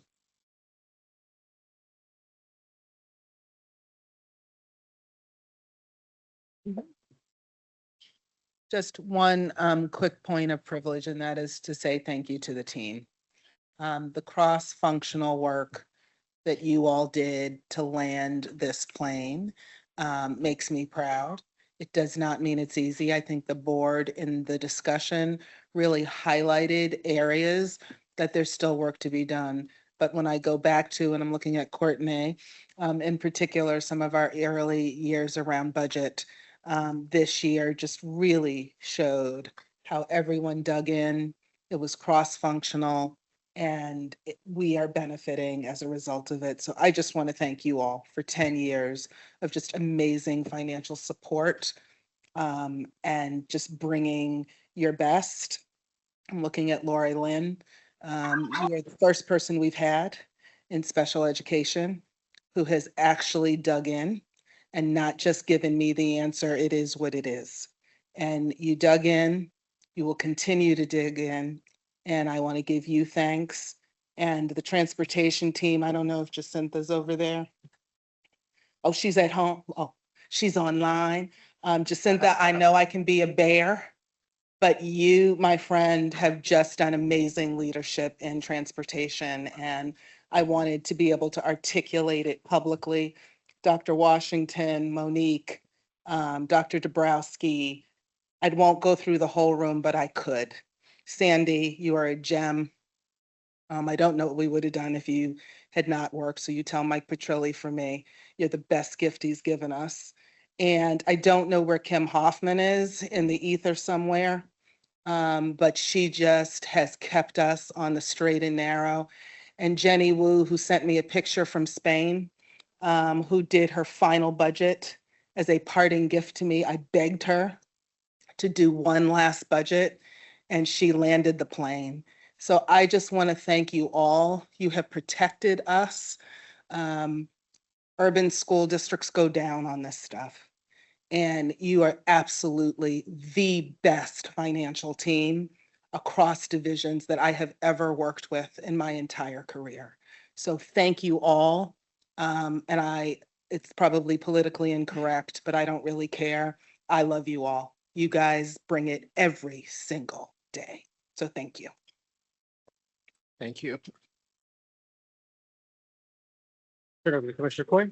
Well, and one just note on this, Dr. Stanley, is I looked up the number just now because I recall this, but when you came into the district, I think it was a $130 million deficit that you faced. And what you are passing on to Dr. Dawson and where the district is today is a testament to all of those people that you just said, and to you and Chief Perkins Cohen and the hard decisions that you have made every day along the way to prioritize students and learning and ensure that the district is in a healthy financial position. So just saying thank you, and the years and years of clean financial audits and all of the things that go into that, like it is a monumental task, but there's a lot to celebrate here. I forgot Allison because I was looking over here, but she just brings it all together. She flags like nobody's business. She covers this district in so many ways. Her armor has been dented many a time. She's taken bruises and hits, but my 3 daughters know that the ride or die is Allison Perkins Cohen. And so I want to thank you publicly. Thank you, Commissioner Coy, because I didn't turn this way, but I would be remiss if I did not say publicly, and this is just on budget, we'll say more later at other little fets, but you always have the back of this district, and I thank you for that. Thank you, Commissioner. All right, thank you guys so much. Just an important time for us here in city schools. Is there a motion to approve the remaining consent agenda? So moved, Esposito. Thank you, Commissioner Esposito. Is there a second? Second, Kenyatta Bay. Thank you. All in favor? Vice Chair Parker? Skip Vice Chair Parker. Commissioner Ames Messenger? Yes. Commissioner Chicas Guzman? Yes. Commissioner Coy? Yes. Commissioner Esposito? Yes. Commissioner Kenyatta Bay? Yes. Commissioner Mohammed? Yes. Commissioner Scott Woodruff? Yes. Commissioner Simmons? Commissioner Slater Harrington? Awesome. And I'm in favor, and I just want to double check if we have Vice Chair Parker. If not, that is okay. This motion passes. Thank you so much. We do have one more item of business on our agenda this evening. I'd like to welcome up our Chief Operating Officer, Lynette Washington, for item 6.01 for JFC Intra-District Student Transfer Policy and JFCRA EEA Student Transportation Services for first reader this evening.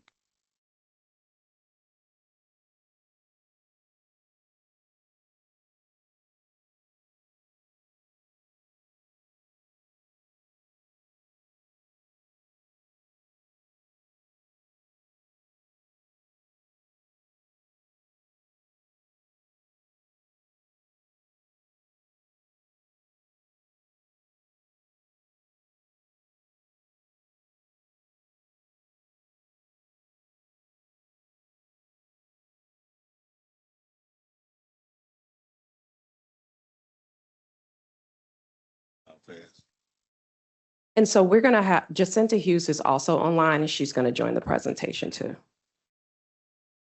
Turn it over to Brandon and kick off. Okay. Good evening, Commissioners, Dr. Santelises, and all that are assembled.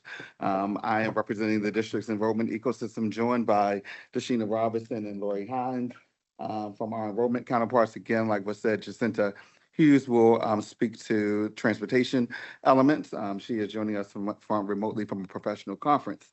But today we are here to present first reader of our proposed revisions to Board Policy JFC.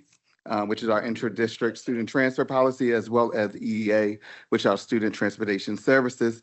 This represents almost a year's worth of work from a lot of different teams, from legal, from operations, academics. All of our different enrollment teams were involved in this, so we are happy to present this to you. These revisions speak to a lot of the different board priorities, but most closely it highlights the board's commitment to equal access to district services, so priority 5, as well as equity at all levels, which is priority 7. This work really truly ensures that access to schools will be equitable, that our systems can be predictable for families, and that our decisions will be operationally sustainable. So we've split this presentation up into 3 different parts. First, I will cover the proposed revisions to JFC. We will then have Jacinta speak a little bit to the proposed revisions to Board Policy EEA, and then we'll give you some information about just our stakeholder engagement process and our overall timeline. Now, the questions you may be asking is, why are we presenting this together? And the answer is really simple. It was intentional. We cannot talk about or lift conversations around student mobility without talking about transportation, how students will get to the schools that they are choosing. Certainly, we know that every transfer decision has an operational consequence, whether we're talking about bus routes, whether we're talking about ride times, whether we're talking about staffing or contractor capacity. So with these revisions, I want to say that we're honoring the choices of families to transfer responsibly, but we want to make sure that we're ensuring feasibility, sustainability, and then eliminating any type of ambiguity or confusion for any of our stakeholders. All right, so before we dive in, we did think it was important for us to just give a few key terms that we use interchangeably in our district, where we want to highlight how we're using it as it relates to this policy. Whenever we talk about choice and the choice process, we are specifically talking about our 5th and 8th graders, the way in which they choose the middle or high schools that they want to attend. For our transfer window, we're talking about a designated period of time that now occurs in our summer months. For this year, will be July 6th through July 29th. So certainly we expect a large number of families to be here in this particular building, so let's get ready. But in addition to that, when we talk about our intra-district student transfer, we are only talking about transfers that are from one city school to another city school. So not those transfers that are to private or parochial or out of state. And then transportation as a related service. Occurs whenever a student has an IP or 504 plan that documents that that student is in need of transportation based on their specialized unique needs of that particular student. So let's dive in a little bit to Board Policy JFC. Again, it is the intra-district student transfer policy for the district. It governs how and when students can move between one city school to another. It's grounded in state law and our legal precedent. And the purpose really is to really ensure three things. One, that we have access to safe, stable learning environments, that we're able to provide equal access to these particular programs, and that we have clear documented conditions for how families can request these transfers and how they are approved. Okay, so I want to go a little bit back to kind of looking at the numbers and take a look back at last year. So last year we had 10,156 transfers, intra-district transfers in Baltimore City Public Schools. And I know when we say that number is a little alarming. I do want to say that we have that transfer window that I just talked about, in which the majority of those transfers occur. And that is by choice. So we see that 6,700 of those transfers occurred during that period of time. But we do have some mid-year transfers, and those mid-year transfers are largely driven by a few things. One, are safety concerns. Two, just family mobility of living in an urban city, discipline, and then also re-engagement needs. As we have embarked in this work, we've already taken several steps to kind of improve this system. One, we recently launched a new student enrollment management system to really streamline how we are doing many of our key enrollment processes and pathways, which pre-K kindergarten and middle and high school choice. So that definitely has streamlined not only the work on behalf of staff, but also the ability for families to engage in that system in a more user-friendly way. We've also reduced the transfer window. We heard from many principals and teachers alike that it was the mid-year disruptions were too much. So we reduced it to occur in the summer. We've also partnered with our continuous improvement team to really establish best practices as how we modernize our enrollment ecosystem, how we work across the 6 enrollment teams that have the responsibility to place here in the district, and then also to make kind of real-time adjustments to our processes, staffing, and supports based upon our journey mapping and other discoveries that have been made in working with that particular team. Lastly, we partnered with our student wholeness colleagues to launch something called Student Transfer Ambassadors, and they work with us really to support our cases where our families and students could benefit or have been identified to be to benefit most from having those supports and adjusting to a new school environment. So they work very hand in hand with us in making those decisions and then partnering directly not only with the families, but also with that incoming school community. So our first set of proposed revisions really were to just clarify and codify some of our existing practices. So again, we've clarified which offices here at Central Office have the authority to approve transfers and make those students assignments. We've standardized our documentation practices in alignment with MSDE and COMAR, both at schools and Central Office. We've documented the use of that one transfer window that I mentioned during the summer months. And we've established conditions for when we have the authority to pause assignments if we have some serious concerns about safety, climate, or staffing conditions. We wanted to make sure that this would really remove any type of ambiguity and ensure consistency across our system.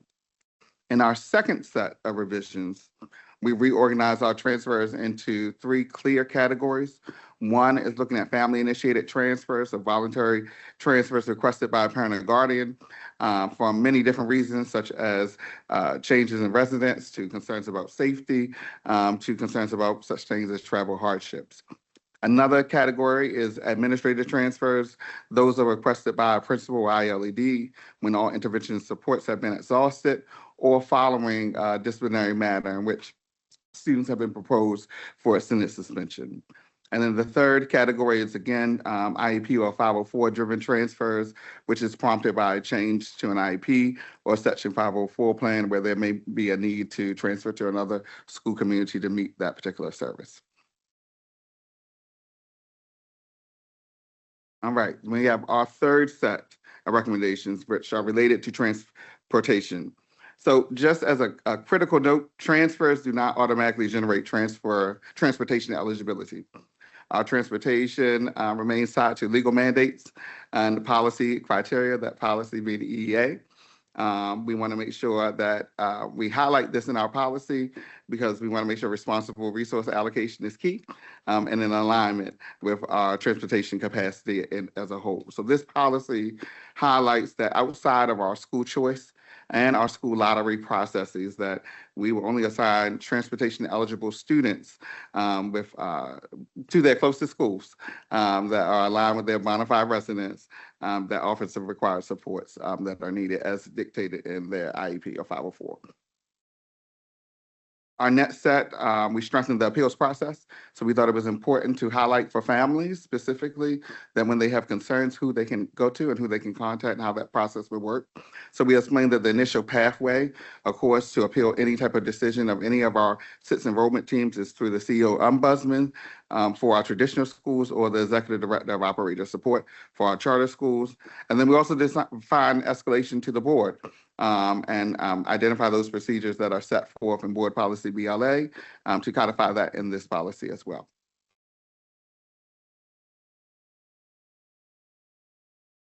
Okay, so in our last set of proposed revisions, we have responded to feedback that we received over the years from teachers, families, principals, and even board members about what can happen when we have extreme parent or guardian conduct. And now we are able to consider transfers in egregious circumstances, but it's only provided that de-escalation attempts have been employed and documented and that exclusion protocols have been followed. So we did put this into this policy after receiving that feedback from all of the different stakeholders, ultimately to protect those stakeholders, both our students, our staff, and the overall school environments. Last but not least, changes since our policy committee. We worked very closely with Ms. Lori Hines and the Office of Student Conduct and Attendance to really clarify the situations around their administrative transfers that occur following long-term suspensions, proposed distance suspensions, and expulsions, and to make sure that such was documented specifically in our transfer policy.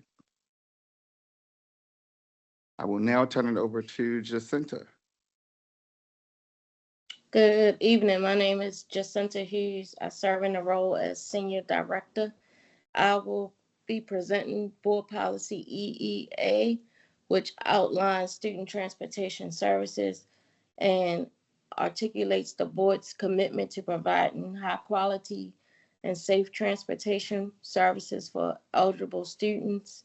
It's also related to JFC, JICK, and other board policies.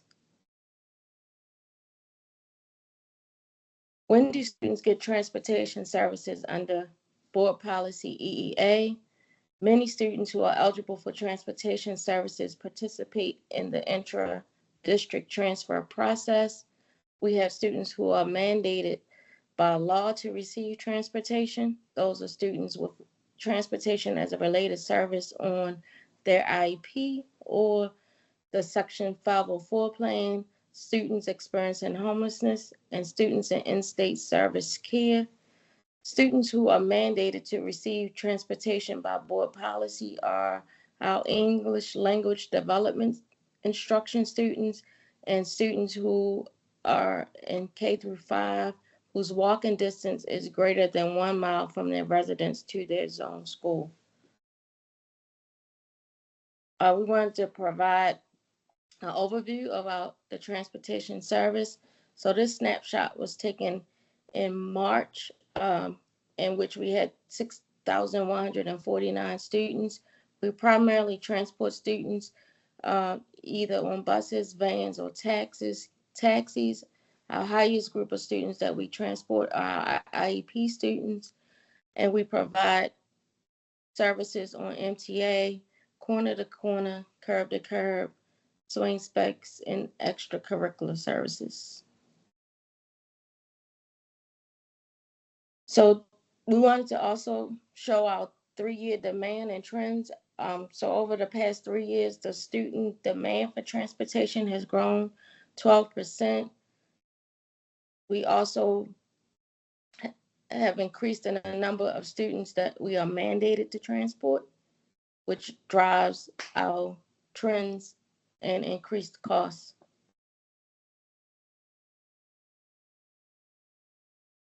Understanding our driving factors, 62% of the students that are mandated, it continues to grow.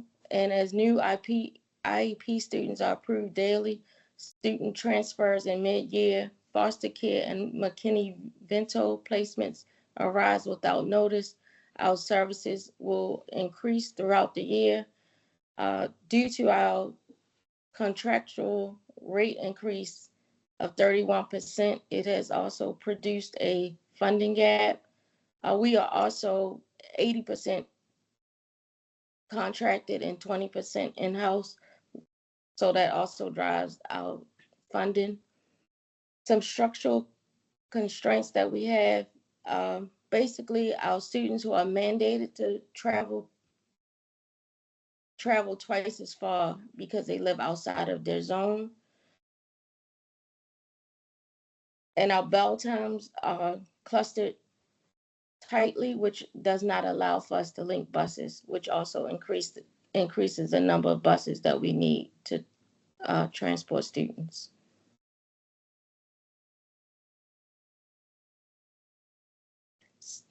So we have collaborated across our the district with our partners in academics, the Office of Special Education, to really examine and study the pressures. So some of the things that we've done, we've updated the annual IEP 504 revalidation to confirm that the rider still qualifies. We've checked the transfer request review process and updated to account for the transportation impact, and all departments are working together to ensure that the students who receive services qualify for the services.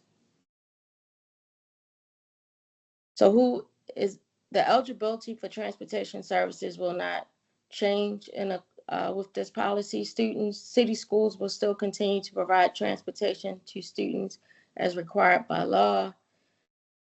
And we will also continue to provide transportation to elementary students assigned to their zone schools, but live further than a mile away. Some of our proposed revisions, city schools will not provide transportation to siblings of students who receive transportation as related service. City schools will vary a student's drop-off and pick-up address to accommodate conditions and a court-approved custody order only if administratively feasible.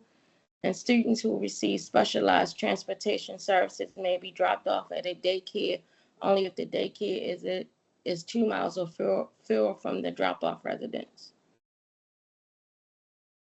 City schools generally will not provide transportation services to students who transfer. That's consistent with our current process. We also clarified that IEP teams and Section 504 teams will consult with the Department of Transportation when evaluating whether a student with a disability needs transportation as a related service. And we've also added factors consistent with the MSDE guidance for IEP teams and Section 504 teams to consider when determining whether a student requires transportation as a related service. Jacinta, can we Yes. just go forward to the revisions? I think I feel like pardon? We're on the revisions now, Allison. Okay. All right. Okay, yeah, okay, go ahead. Just, I think summarizing them would be helpful. Okay. So we updated the language for MTA because now all students are eligible to ride MTA free.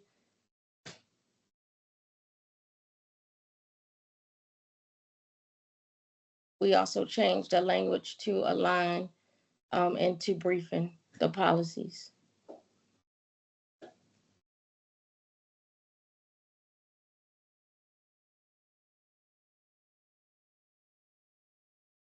Next slide. Okay, so just a summary of our stakeholder engagement process. I will say, to date, the feedback that we've received for both policies has been relatively minimal, surprisingly, and neutral in tone. You can go to the next slide. Specifically for JFC, we had 3 comments from the Charter Advisory Board. One was, again, to just make sure that we clarified who the appeal process would be handled for charter schools, and we did that. That would be the Executive Director of Operator Support. The second one was to clarify if we were changing any policy related to the right of students to go to their zone school if they attend a charter, and we're not making any changes to that current policy and practice. And then the third piece was, again, just to make sure that we were not changing anything around our charter lottery process as it relates to transportation. I think the second piece from what was received from the PTA Council of Baltimore City, and again, they wanted us to make sure that we clarified administrative transfers, specifically as it relates to our discipline process, and we did just that. We worked very closely in codifying that in this new revised process, and then also clarifying a little bit about what do we do when we do have to pause assignments to a particular school due to safety or staffing or climate issues. And certainly we look for the closest neighboring schools that have available seating for students. And it's not for a fixed time. That's something, I mean, every case varies. It's case by case basis, but certainly we monitor those situations and govern ourselves accordingly. Essentially, I believe you had the MTA.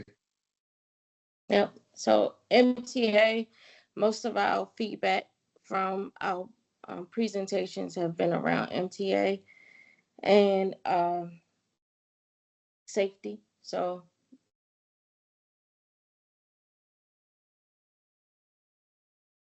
our timeline, the framing, we framed the conversation with the policy committee 12/22, 3/24, the initial presentation of revisions to the policy committee today.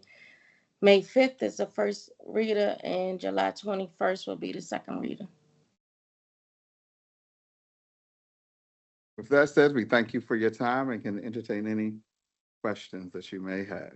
Thank you so much. I really appreciate the presentation from staff. I'm actually going to take a point of privilege and just start off with 2 things that are a point of mind for me. So just to help situate and seat the table for me, going back to policy JFC, when we look at that number, 10,000 some odd transfers within a year, how does that compare to other urban systems our size? Is that outsized? Is that relative? Is that undersized? Well, I think one of the challenges, it's hard to compare us to other urban districts because we have school choice. So some of this is kind of shaking of the process, kind of, clearing out as it relates to choice of folks. So some of these transfers, while we have to classify that as such, as we report data for MSE and data from our student information systems, some of these are not our students that have never stepped foot in that particular school. They're changing their assignments because maybe they did not get into their particular school that they wanted to, or maybe they've been moved off of the wait list and where they were, they've been reassigned. So some of the definition of the transfer is a little bit hard for us because of that choice process, which again, with choice, we know that's why we kind of open it up earlier and kind of go with that particular round. So I think that's one piece. Okay. I do think a lot of urban districts deal with some of the same urban issues that we have, such as, high residential mobility. That's a huge thing for us. So I will say, our size and things makes Baltimore unique, but we're not, this issue of transfer is something that other districts are dealing with, but also we have made a choice to be very flexible in honoring the right of families to choose. Other urban districts have zone middle and high school, so some of those other variables make us very unique in comparing us just kind of, apples to apples with another urban city. Okay. And I mean, Chair Sally, can I Yes, just go also ahead. add quickly? I'm so sorry. I just want to add that in policy committee, this was surfaced and we realized we aren't tracking that in that way. And we promised that moving forward in that 10,000 number, we'd be able to provide the board with a disaggregation of that number. To Brandon's point, many of those are not really transfers where students have moved from one school to the other. They are about literally movement because you didn't like the choice you got or you tried to go different schools. So we're from now on, we pledged to track that differently so we can provide the board more insight into that larger number. Okay, because that goes to my second point, that I think that creates an opportunity for us to have understand like what is a reasonable set of targets. Like, do we need That's to be right. on a reduction effort on an annual basis? Do we need to do outreach on the front end to ensure that that number comes down? Or is it just a factor of just the way in which our system works? But I think as we collect that data, it'll help us to better understand what efforts need to Right. be deployed to really address these issues. in our Understood system. and noted. Yeah, thank you. Commissioner?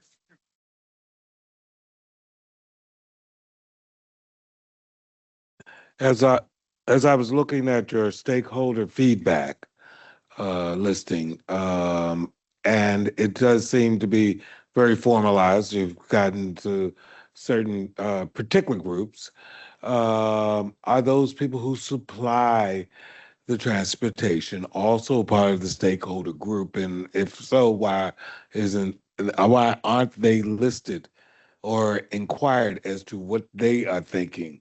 I don't see MTA or any of those providers like that listed. I'm seeing the Charter Advisory Board, PTA, I see PCAB, I see a lot of different stakeholders, but aren't the providers also part of that community? And is their input important to be put in their stakeholder responses? So I think that's a good question, and that's something that we can definitely look at.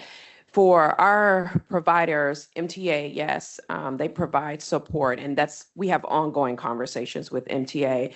We're, finalizing an MOU with MTA, so we have those ongoing conversations, and we also look at that in reflection to what we're working on in the policy.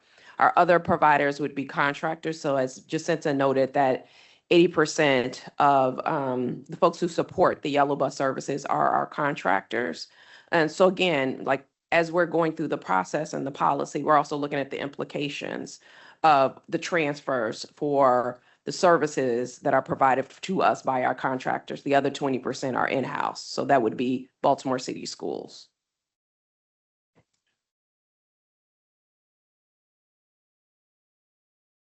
Commissioner Simmons, can I have you use the mic, please? Your yellow bus service and vans who provide services to IEP 504 State House young people, right? And then MTA is the broader, all students get to catch MTA, right? Yes, and I appreciate the clarification. So yellow buses are for students with IEP. So when we talked about our IEP services, those are provided by contractors and in-house staff. And all other students are for MTA. To more specify what I'm asking is because of, and not specifically MTA, these providers actually have a viewpoint into what they are providing, what works, what doesn't, as you're presenting this policy, do I have input here that reflects how they're seeing the terrain, so to speak? So just said to you, I'll let you speak to how we engage our providers in terms of our contractors. So no, they weren't considered as a part of a stakeholder group, but I will say that informally, we do have those conversations. So if we're doing policy shifts and changes that may impact how our riders are routed, implications for them in terms of pickup, drop-offs, some of those different things like that, we do have those ongoing, more informal conversations, but it wasn't a formal stakeholder outreach for those groups of people. Commissioner We, Mohammed? Lynette, we also have contractor meetings monthly in which we discuss upcoming changes and get their perspective on how things are. Thank you, Jacinta. Appreciate it. Commissioner Mohammed? Yeah, I just want to highlight how appreciative I am of the collaborative effort in which you brought this work. I think that this is one of the bodies speaking earlier about costs and how we create cost savings, and the way that you are working together already on looking at these policies and probably finding opportunities to reduce costs potentially in those conversations, I think are going to be amazingly helpful. One of the things that comes to mind in this, and this is not a question, and hopefully as we are collectively collaborating, the cost of a transfer. That is there, and as we're looking at cost around transportation, is there an actual cost when we look at we have three pockets that are there. When a child is in school, in a particular school, is there a cost that we can kind of present to the board, or just be aware of what is the challenge, what is the cost per transfer, just in general, helping us to understand not just transportation, but how we make decisions around what in the future around choice, school choice. That's a big conversation. I don't want to get into the details of that, but just understanding the cost associated to that, I think will be helpful in the future. But thank you for the work and the way you approached it.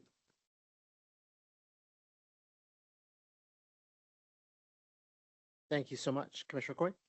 Yeah, no, a couple questions and comments. Certainly it is noteworthy in terms of, as you highlighted, about the feedback received in the policy outreach. Specifically, that I know as we conducted listening sessions around the CEO search process, transportation certainly was something that was a topic that people wanted to discuss and talk about. And as I recall back on some of those conversations, certainly there's a broader set of conversations and school choices come up in this, and the decisions that we make on school choice then have a set of natural consequences that dictate the decisions that we can make on transportation. And I do think, as we as a board have set out some of our priorities for the upcoming year and just to really set some specific goals, this is an area that I can imagine there being a broader conversation and an engagement, and as I'm thinking about this policy, some of the things that I'll be looking at, I know I don't sit on the policy committee, so you all might have discussed some of these, is what is being changed in here, how does it contemplate, the range of possible ways that we could structure the district, and certainly there's a lot of conversations and a lot of thoughtfulness that would need to go into any changes of that nature, and there may not be ever any changes to the school choice structure that we have. But I do think specifically around chronic absenteeism, if transportation is contributing to absenteeism and there are schools closer, I think there is a reasonable question that we should ask around how that setup is setting our students up to not succeed in that way, right? And to the degree to which MTA transportation and the difficulties of getting across town compound that, that's an important conversation, and certainly is not going to be had between now and this policy being finalized. But I'm just lifting that up as something that I do think we as a board and as a community and with parents and families and students and other stakeholders to have a conversation around, and to think more broadly about some of those pieces. Can I jump in? I think that we have to be really clear about transportation, what we're talking about when we speak of transportation, right? So what these folks have just kind of shared with us is transportation that is legally established and provided to young people with 504s, IEPs, state, right? But what we all have been talking about, the city, the banner, young people, us, is really this larger conversation that is with the state and MTA. And I think that we get a little mucky when we keep pushing on these folks and on the district about the MTA conversation. Now, I know that we're having the conversations with MTA, but I just want us and the public to be clear, because I've been being a part of those community sessions when we were in the CEO search. I would be reminding folks, like, that's awesome. And yes, we are very concerned about transportation when it comes to attendance in particular. But then that means that we have to sit back and even look at school choice, right? And if we want to have the real hard conversation, that's really where it starts, right? We've always said that you have the right to go to any school you want to as long as you can get there. But the state has not aligned itself with that, right? And so us knowing that we have families that move from one side to the next may love the elementary school or the middle school that they're at, right? But I'm working with principals right now who have young people on their roll. They school in West Baltimore, but they live in East, but they love being there, right? And so the principal is struggling with the conversation of saying, hey, let's figure out how that transfer should work for you, right? They want those folks there as well. But ultimately, the state has to align with what we are presenting with our families. And I just think that it becomes a muted point when we keep pushing on folks in this building around MTA transportation versus yellow bus service being provided to disabled children. No, well, and thank you for your clarity, because you and I are exactly aligned in that feeling, and you've said it better than I have in terms of, like, I do think this is a broader conversation, and the first sort of discussions around school choice that necessitate other decisions, and so yes, like, absolutely in our discussion about this specific policy, I am raising this up to say that I think a broader conversation is needed, and want us to orient around that over the upcoming year, right? Like, not, yeah.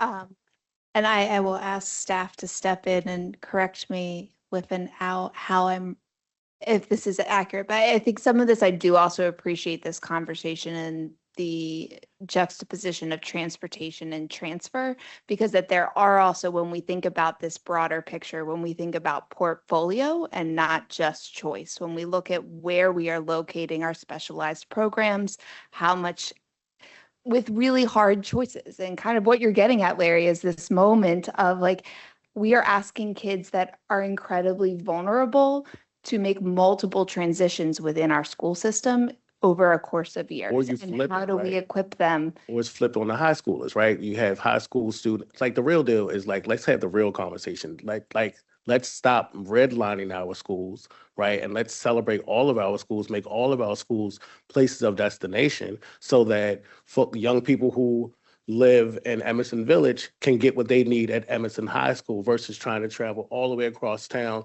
to Patterson, right? And then walk into the building and someone saying, why are you late? Right? Well, because I woke up at 5:30 and I had 4, 5, 6 buses to catch to get across town. But that's because the district said you can go to any school that you want as long as you can get there. So I think that, like, that's the conversation that we have to have. If we can't keep pushing on these folks, because these aren't the folks that put that law into place. Their policy is really around a service that is provided or needs to be provided legally to students who are in need. But if we're going to have the large conversation, right, that large conversation where our young people are constantly going through mundane violence, right, leaving their neighborhood to travel halfway across the city to get programming that should be in their neighborhood, right? So I think that my point is just, if we're going to have this conversation, let's have the real conversation outside of this building, because this is where we, right, us here, can begin to advocate to the state to say, hey, my kids deserve this. I know when I went to school, they were dedicated MTA buses that went to City, that went to Poly, that went to Emerson, that went to all the schools, had a delegate, and adults had to file in. But what's happening now is that our young people have to file in to where adults exist, right? And we keep pushing it back on them. We keep pushing it back on young people. We keep pushing it back on families instead of us standing in our power and push back on the state and say, this is what our children deserve, and this is what we're fighting for, right? So I think looking at that though and coming back, I appreciate the thoughtfulness and the moves to create increased data tracking on both the transportation and the transfer side, realizing that we're looking at the next year and a half as we move into focus areas and then strategic planning and leaning to the actual strategic plan with Dr. Dawson of how are we getting those data points, many of which we know or think we know or that are in the popular conversation. But I think also I appreciate how thinking about where we are portfolio and that there are specialized programs and being strategic and where we're placing those and how those contribute to larger when some of those do fall in-house on yellow and are definitely related to the choices of where we and how we place children. Another question that I had that related to JFC about transfers. It notes in in the compliance section of a report to the board, and I'm trying to recall which committee this reports to on an annual basis about the students that transferred. And I don't recall specifically, but if it doesn't report to the Safety and Wholeness Committee, I think that would be a great place for it to come and to talk about the degree to which, holding aside and categorizing, as you all outlined, that a number of the transfers relate to student choice, school choice placements. But for those that don't, thinking about what they might be revealing of some of the students' safety and wholeness, could be a thoughtful place for that compliance report to be. Thank you. I appreciate it. Any further discussion or questions?